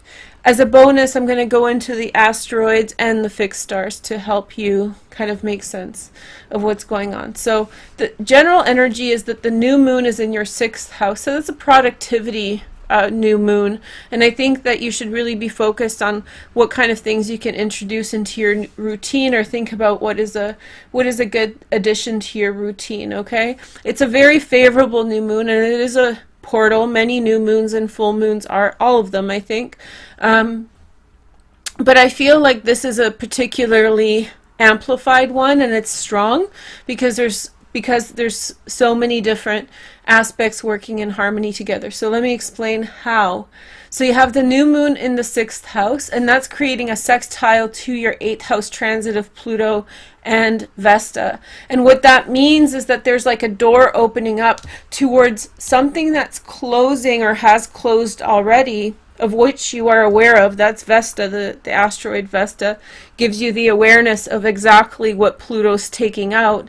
And at the same time, you have consciousness of which direction you need to go. So it's clarity and awareness of where to apply your energy and where to apply your time. It's a good thing. We also have Jupiter in the 6th house about to go into your 7th house. Yay, that's partnership. But in the last minutes of Jupiter in Scorpio, Jupiter is creating really nice aspects to the nodes. So the North Node is in the last stages of Leo, or in the first stages, because they're always going retrograde, right? Of your 3rd house. So it's your last time to say something. It's last time to communicate something that will really facilitate like good movement forward. So say things to the people that matter the most. Communicate in your professional life. All of those things will bring you a lot of prosperity. There's also a sextile between the South Node and Jupiter. And so the South Node is finishing up its transit of your 9th house. And this is issues to do with higher education and maybe long distances in the world and justice in general. So if you have some attachments to do with those things, this is the last few days in which you can release this energy, and Jupiter is going to help you do that.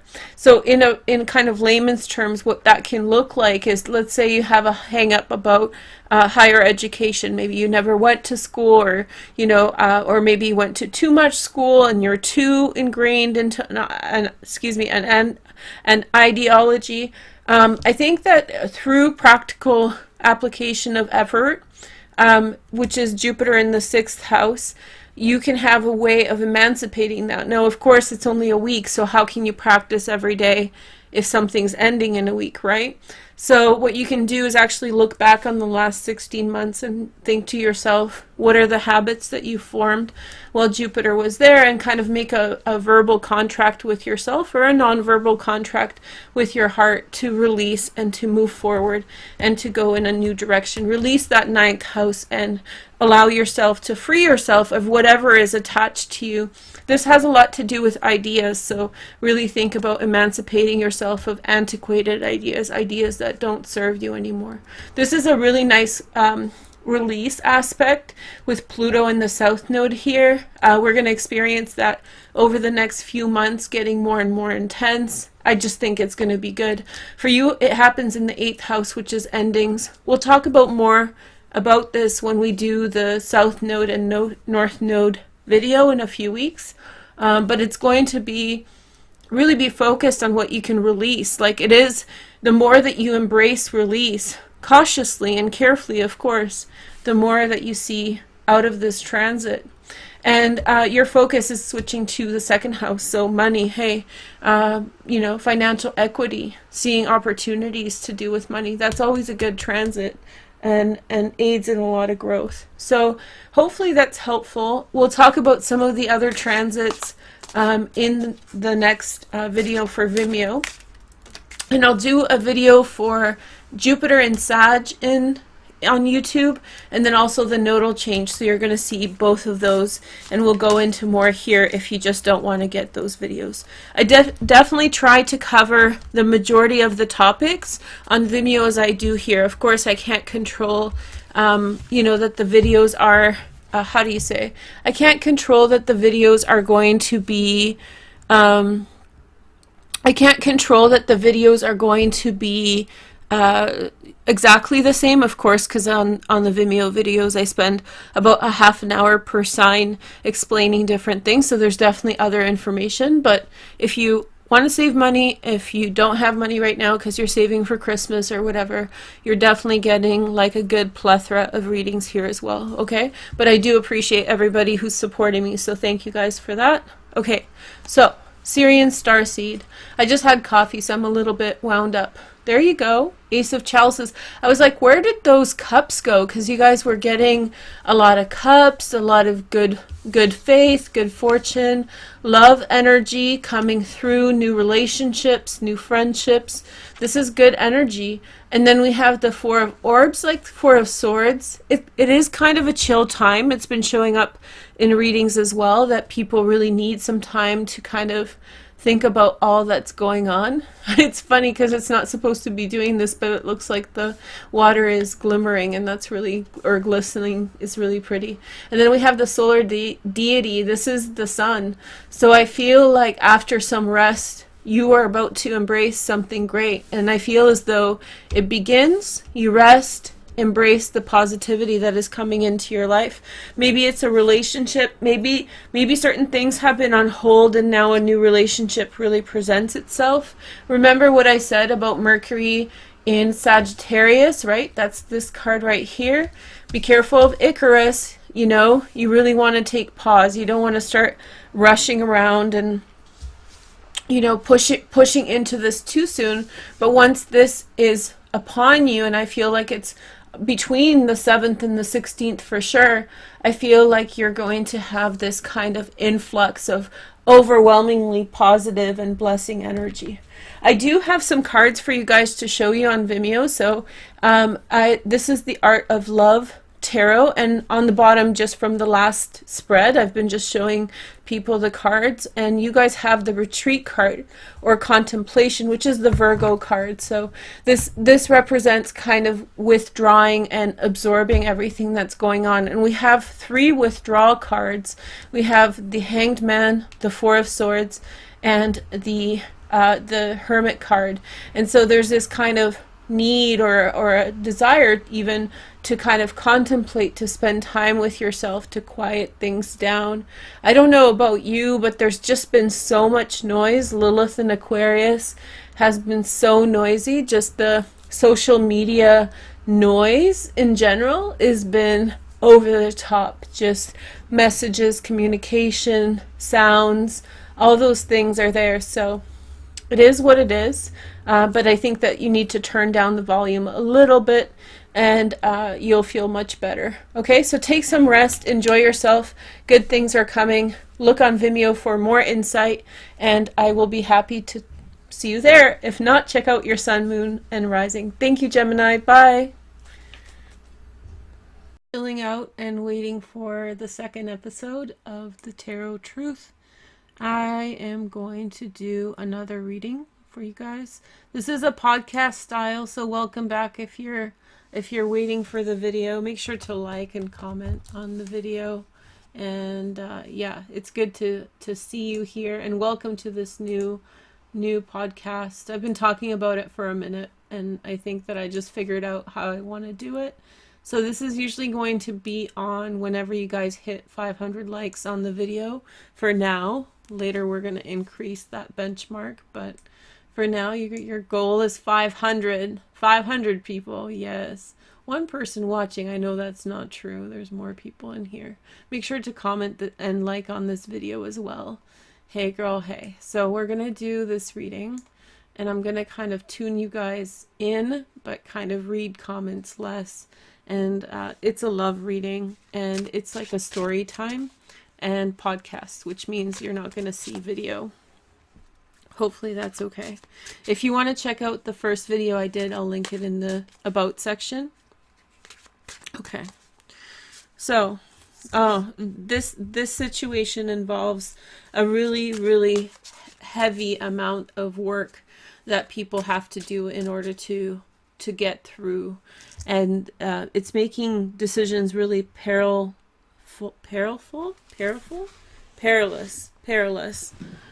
because a person or both people in some way have so much going on, and the priority is clearly on the side of the things that they have been doing or have to do. But I feel like also at the same time, there's no guarantee that on the other side of things, this relationship will yield anything.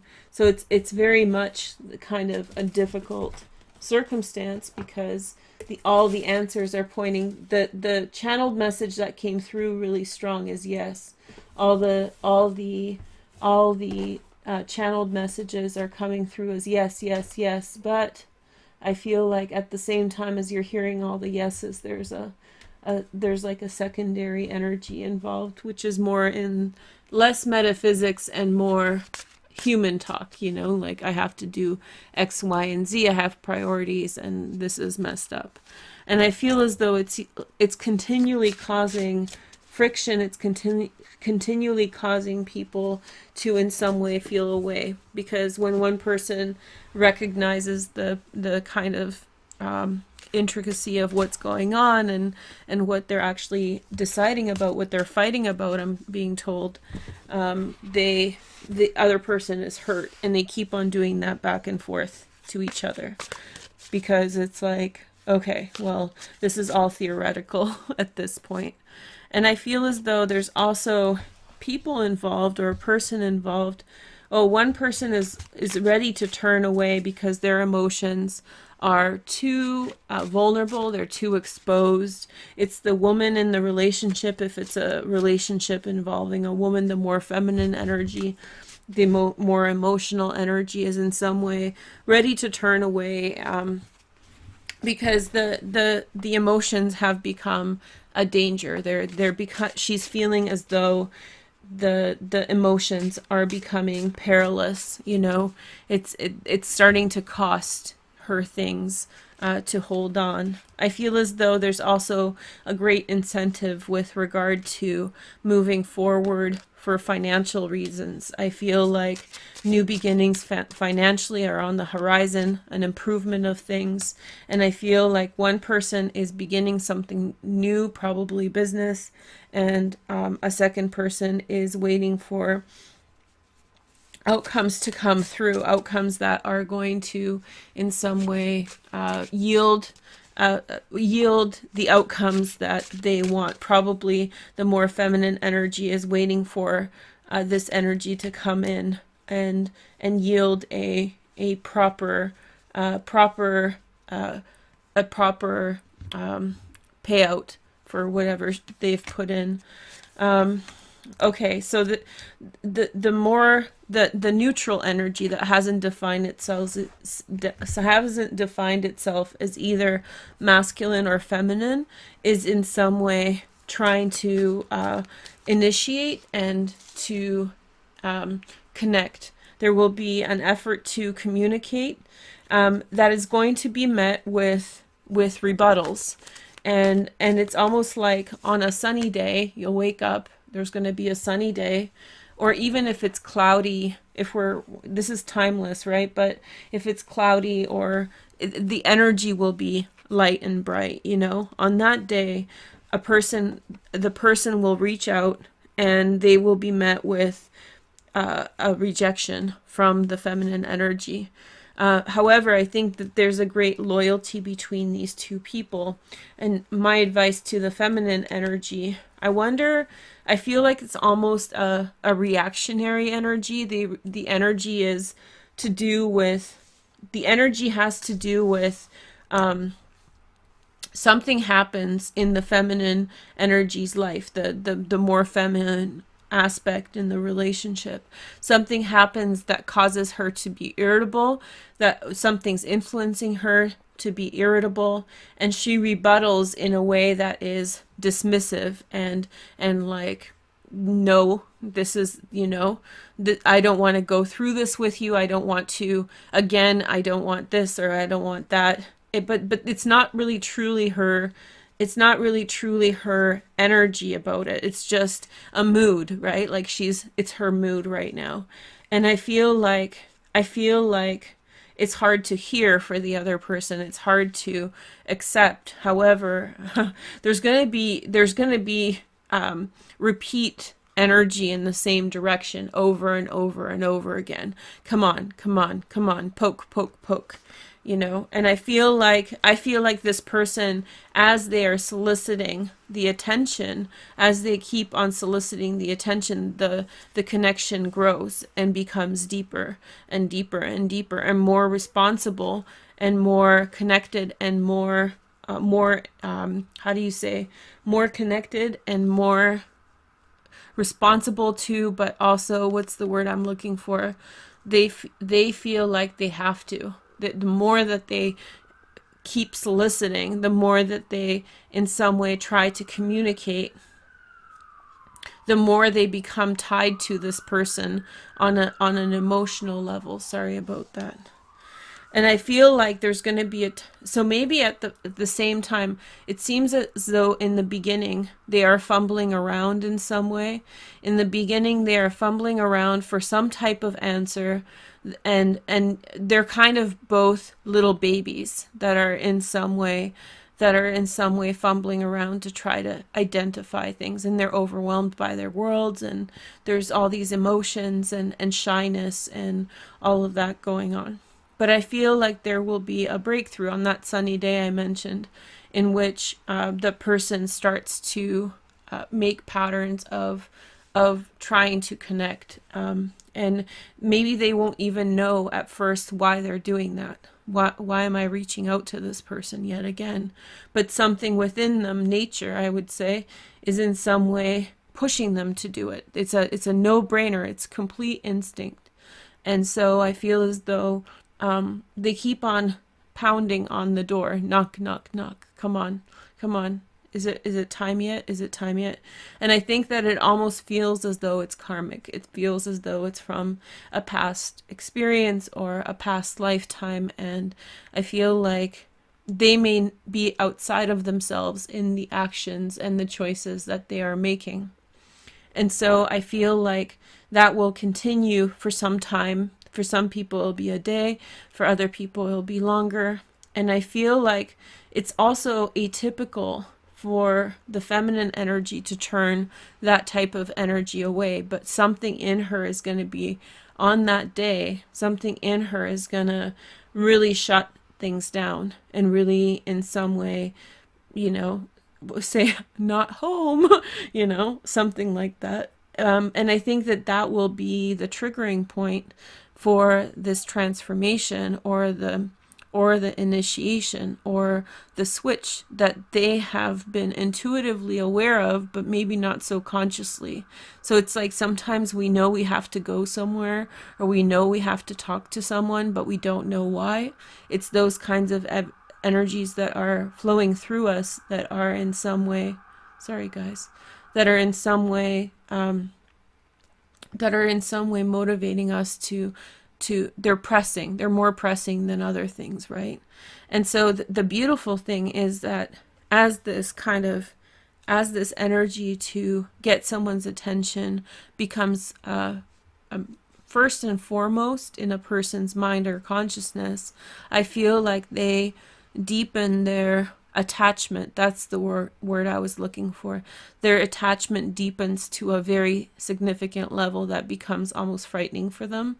It's like, oh crap, okay, what did I get myself into? This is, when you're kind of pondering what a really long-term relationship would be like, and before you even have one, and then at some point you just look within yourself and you're like, oh, okay, this is what it looks like. Okay, I sense it now. And I feel like there's this kind of vision that comes through in that moment. And in some way, there is like an awareness that comes through in that. I feel as though somebody's, the more feminine energy, let's call, the other one's already defined as masculine. So the more feminine energy is being coached in some way or being facilitated by, she is integrating different aspects of her personality and lessons that she has learned that she is carrying forward through in some kind of specific manner. And there could be a teacher or a guide that appears in her life to help her integrate these fractured or fragmented aspects of things she's experienced in the past. And so this person is a coach, a mentor, a friend, and it might be a short time or a long time that there's the connection, but their purpose there is to help to integrate. And so I feel as though she too becomes more open to give, and she too becomes more giving, rather than turning her back on the situation, which she was prone to do before emotionally. I feel like maybe now she wants to take on a more masculine role as well, and offer up something. So, you know, she's definitely not the one who is in some way leading the way, but she is someone who is in some way, paying back, or slash, I feel like she is in some way pushing forward. She may have at the same time a competing love interest. The competing love interest it'll be a much younger energy, but I don't mean that in an age way. This person will not have attained the emotional awareness or the significance of the trust, or the significance of the significance of the seriousness of the commitment, that they're experiencing together. However, it could still be confusing because it could be a counter to the other things that she in some way is experiencing in the other situation. I really advise, if you find yourself to be the woman, that you do not seek too much counsel and you just allow the energy to teach you. So even with this guide or this person who's meant to tell you things, I think that you're not supposed to explicitly talk about it. It's going to create a lot of confusion and may actually motivate other people to try to help you in a physical sense, in a practical sense, rather than in a sense that is energetic. So you really need to connect with the energy of the situation, really be quiet and listen to things. If you're wondering like, oh gosh, Farouche, this really, really sounds like a long, long deal, and I'm not sure if I'm ready to wait that long. For some of you, yeah, I'm seeing icicles on trees, and or on trees, on top of window panes and whatnot.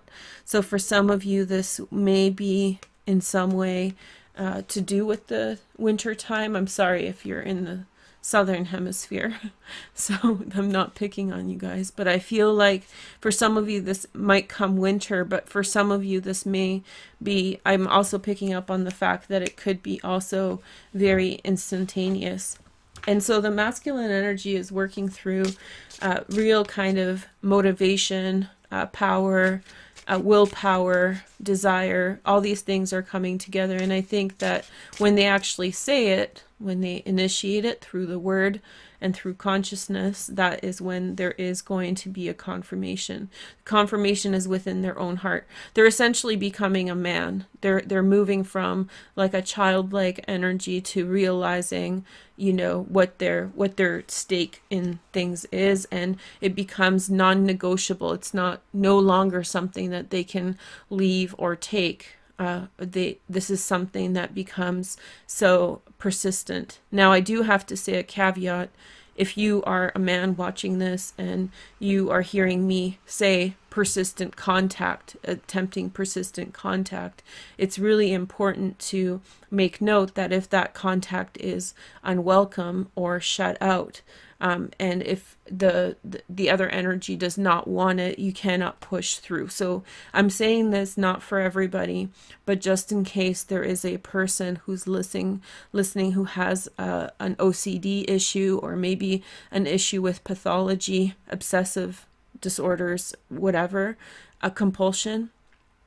If that's your energy and you have to really listen to me through this, then you may not move forward in this direction. Only if the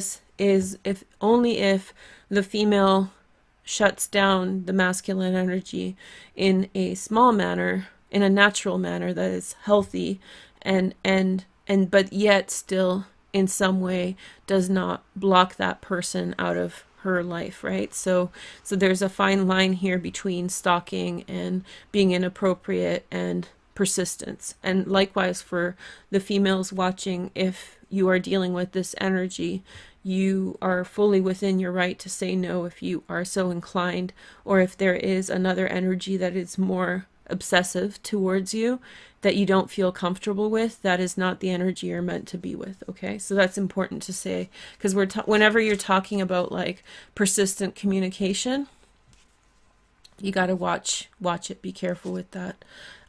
Some people it's triggering. Most of you watching, that's not your bag, that's not your situation, because what we're talking about is a relationship coming together. So I think that for some of you, this has just blown my mind. I feel as though for some of you, this is a twin flame. And I didn't set up the reading for this, but I have the way to check it. And I wasn't even thinking about it, but I was like, yeah, so this is like, and if it is your twin flame, then the journey on Earth has to do with improving the Earth and working directly with the Earth and making a better place. So twin flames do not come with just accolades and joy. It comes with consciousness and a task list of things that you are meant to do. And I think that probably resonates for you, and especially for the females, or the feminine energy, if you're trying to differentiate between the one and there's a confusing web of other energies around you, I feel like you are in some way I feel like you are in some way, how do you say, you're supposed to settle within yourself and say to yourself, who is the person that I am going to who is the person that I'm going to fix the world with, right? So that's what you're supposed to ask yourself. And if you're wondering, like, am I in a twin flame or not? Everybody who listens, I know we have a lot of viewers, but anybody who listens, or listeners, but anybody who listens is already in some way confirmed in the energy, right? So maybe we have a few thousand listeners, but if you take the scope out of the general population, not everybody's listening. So this is meant for all of you. And I feel as though there's a lot of women around. There's a lot of women around the female, and they're providing counsel and insight and reason and consciousness. I feel as though the grounding energies are the ones that she really needs to seek for holistic understanding and compassion.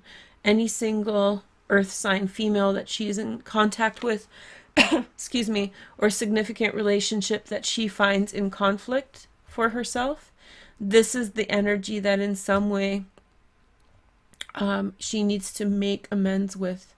And I feel like that's part of the reason why there's lots of reasons why there's been delays and stuff, but that's one of the main ones, is finding peace with the situation. There's also a transformation that she needs to face with a person who in some way may leave her life or change in the nature and the dynamic of their relationship. So those are some of the side quests that she needs to be on before this relationship can continue. But also concurrently, so you don't have to feel like, don't start calling up all your Virgos and be like, bitch, I love you. Like, just don't do that. You know, take it easy and yeah, chill. But I feel like she'll love, and she already loves, she already knows that she loves. But there's been certain things that have been holding back. I think somebody has a broken heart. Their ego is a little bit hurt. It's a little bit banged up. And she keeps on defending herself. It's funny. This reading could be easily called like the coin flip, whereas at the beginning is definitely more the female who has been like poking at the situation, being like, I've noticed something about this that's good. But then I think that the flip happens, and then it's like, it's almost like almost missing your train and then gunning for it. That's what I feel like. Almost missing the opportunity and then running after it. And I feel like that only happens when the masculine energy recognizes its how do you say, it's recognizes its the imperativeness of its attachment, you know, the imperative nature of the attachment in the situation. I hope you guys are liking this. We got long because I'm feeling this. And the top energy of the female energy is integrity. So that means that in some way someone has proven their virtue. And I think that has a lot to do with the earth sign female that she needs to confront in some way or reconcile with, more like reconciliation and giving alms to, rather than anything else. I feel as though the masculine energy is working out their sexual power. I feel like the masculine energy is in some way has been confused, and I think that now it actually starts with the sacral chakra. It starts with the sacral chakra as he tries to identify a sexual awareness or libido, or if you are a female with a masculine energy, that's fine. But I feel like there was a legacy of a confusion about sexuality. And so I feel as though, but that's already set. I feel like that sexual component is already identified and very much the target's been made. And so I feel it's the mind that needs to come into cohesion. But I think that somebody is a little bit, how do you say, afraid, or not afraid, but not paranoid, and I'm not trying to trigger. I feel like the energy is in some way, very much in, how do you say, it's afraid of itself, you know, like it's almost like it's paranoid because it doesn't know itself on the other side yet, you know. So it's trying to make the mark, but there's this person, the masculine energy is pretty intelligent. They're pretty acutely intelligent. Their mind runs very, very fast. And I feel like people who are high achievers, people who have very quick minds in some way, are their fault or their challenges, advanced learners, all that kind of stuff. Their challenge is that their mind can turn in on itself, and so it can really stunt growth when they get too preoccupied with certain energies. So I feel like the adjustment period is during the season of Libra, and so I feel like, or maybe a Libra person is in some way integrating that awareness now. It's like their own personal growth and integration. They're probably pretty cowardly person, but not in a general sense, in a lot of different directions, but maybe probably pretty cowardly towards this situation, because I think it's unlike anything else that they have ever seen or experienced or even heard about before. So it's like pretty crazy. And the female energy is in some way, how do you say, the feminine energy is like, maybe new to it as well, but on some level has figured it out a long time ago, and in some way is sort of, I'm getting annoyance. It's like time wasting, time wasting energy. And I feel like the feminine energy may actually, this is a surprise. This is your, I didn't expect this. This is another surprise. If anybody does time caps and you want to put in the surprise as the twin flame one and now this, then time caps it and just write surprise. Don't tell them what it is. But the surprise number 2 is that the feminine energy actually holds, she could be two-spirit, which is feminine and masculine energy. So, and that could be hard for a man, right? Because we're socialized to really reject those kinds of energies. And so I feel like dealing with a two-spirit female can be very kind of intimidating in terms of what a person defines as their sexuality, right? So this is the marker of the female, that in some way she has a very strong masculinity and femininity, and so that's why she shows up as this kind of initiating energy of offering up love. And at the end of the day, it seems as though that the masculine energy offers up stability, financial stability, like home, you know, seeing a home with like a fence, a dog, that kind of thing, grass, and the feminine energy is offering up just a very kind of love, like, here is the everything that I know about this, because it's almost like two experts coming together on two different topics, right? And I feel like there's just so much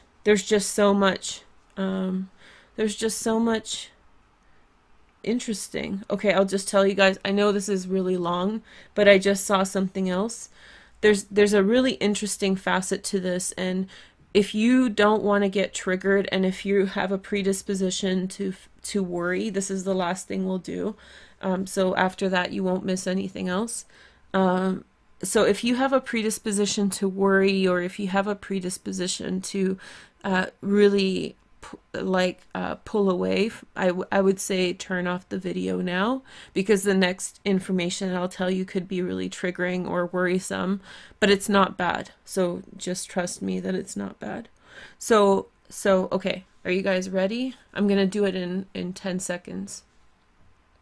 So just make your decision about whether, pause it if you're not sure and figure it out, okay? Because the stuff that's coming down is like, okay. So one thing I just noticed is that the masculine energy does not have any expression of emotion in the situation, whereas the feminine energy has abundant emotional expression. So and spirit, both share spirit. That's fine. I feel like we're gonna look at this a bit deeper, because I just noticed this, but I feel like it's not that the other person is withholding. It's just that is something that they are lacking in a big way. And that is only because a bucket can hold only so much water. And what that means is that when you have your bucket filled with maybe other energies such as spirit or physicality or possibly intellect, probably a lot of intellect, although that intellect is stunted because that person has been in some way really working out a paradox within themselves. When you go into, have you guys ever heard of an existential crisis? You probably have. There's other types of crises. I went through like a 6-year postmodern crisis. It's true, in college. It was horrible. And I would say that it never reconciled. I've just chosen to ignore it for the rest of my life. But there's lots of different intellectual crises that a person can go through. And I feel like it sounds funny, but it can be extremely devastating to a person's intelligence, and extremely it takes up all the resources that a person's intelligence has. So this person is extremely intelligent, but I think they're going through a crisis, the masculine. And so the overwhelming energy that is associated with love and emotions that is being put forward by the feminine energy. I feel as though that is a complement to the masculine. The feminine energy is not necessarily, there's an aspect of intelligence there, and no shade to the ladies, okay?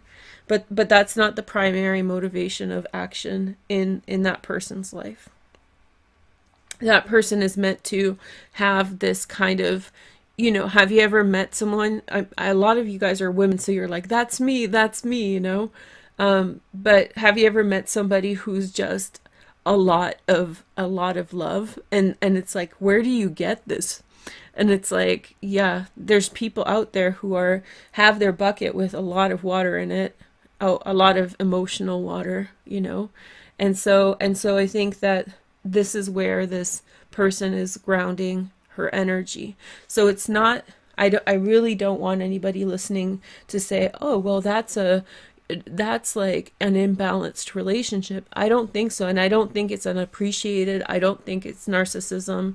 I don't think it's sociopathy. I think that it's actually a complementary, like a yin and a yang energy, just in a peculiar dynamic. Remember, twin flames, right? So a very powerful twin flame connection.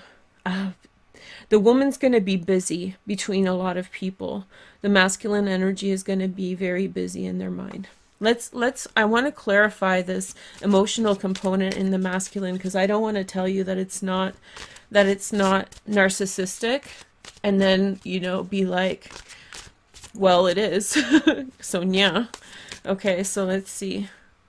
So I feel as though while that person is going through their paradoxical crisis, it's a crisis of the paradox. A paradox means when two things are mutually exclusive, but they exist in the same place. While they're going through those kinds of crises, whatever crisis, it's an intellectual crisis associated with the paradox. Let's just leave it at that. And so that person is going to have a lot of their resources, internal faculties, which means that what they have on hand, that's going to be committed to working it out. That doesn't mean that person will not be persistent or present in the relationship, the masculine. It just means that for the time and space, and it could be even in this lifetime, the whole lifetime, this person will be very much reconciling intellectual questions. That's going to be their role. And I feel like the feminine energy is going to be, for a time, offering emotional carry through. It's very much a nurture energy. But I feel as though she will also receive things for her part energetically. It's meant to be. So it is going to be reciprocated. It may be very, very sexually driven, but not in a non-exploitative way, and it's not meant to be short-lived. It is what it is. It's just two people carrying a lot of excess.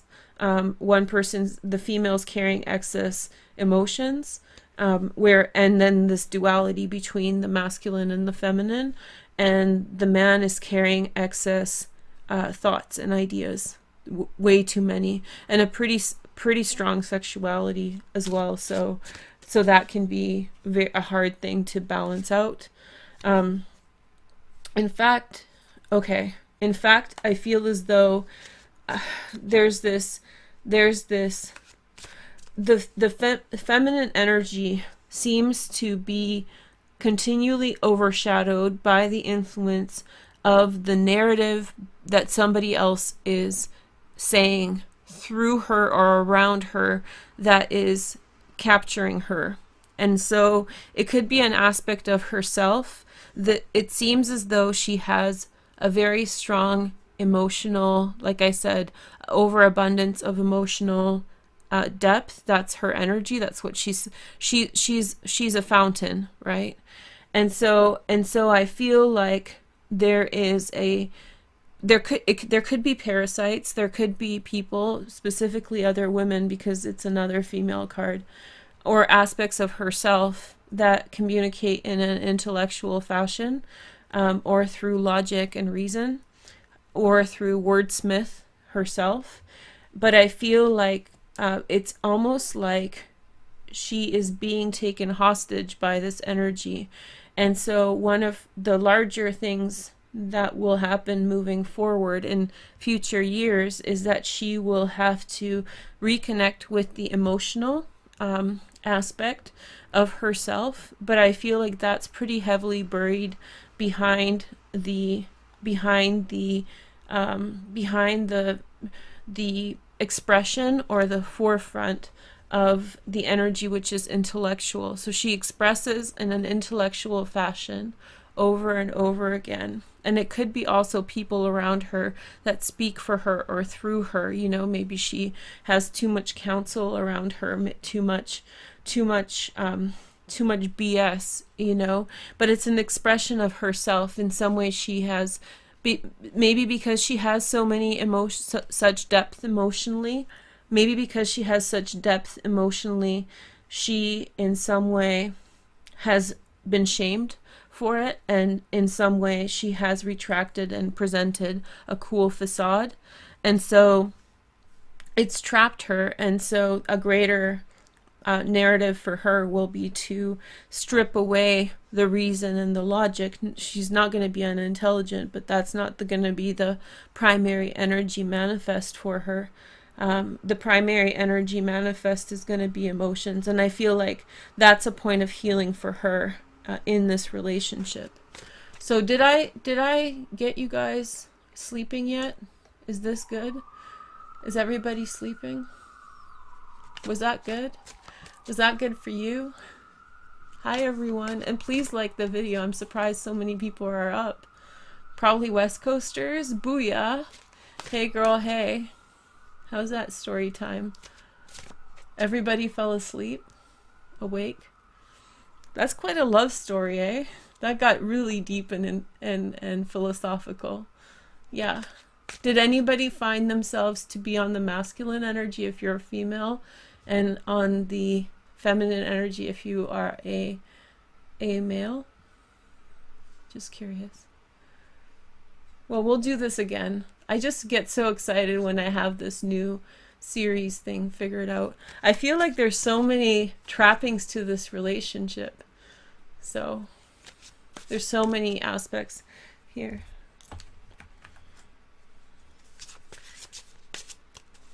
But you know what's sweet? The masculine energy is praying for this right now. Isn't that nice? Right now.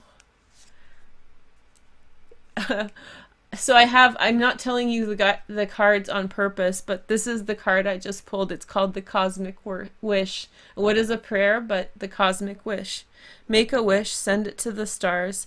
Have faith that it will be granted. Be sincere and sure of your will. Hope, passion, and desire. Dreams coming true. Okay? Are we good? Are we good? I'm good.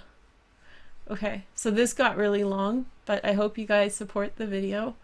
And yeah, I like this. This is good. Okay, I'll talk to you guys soon. Probably tomorrow morning. Take care.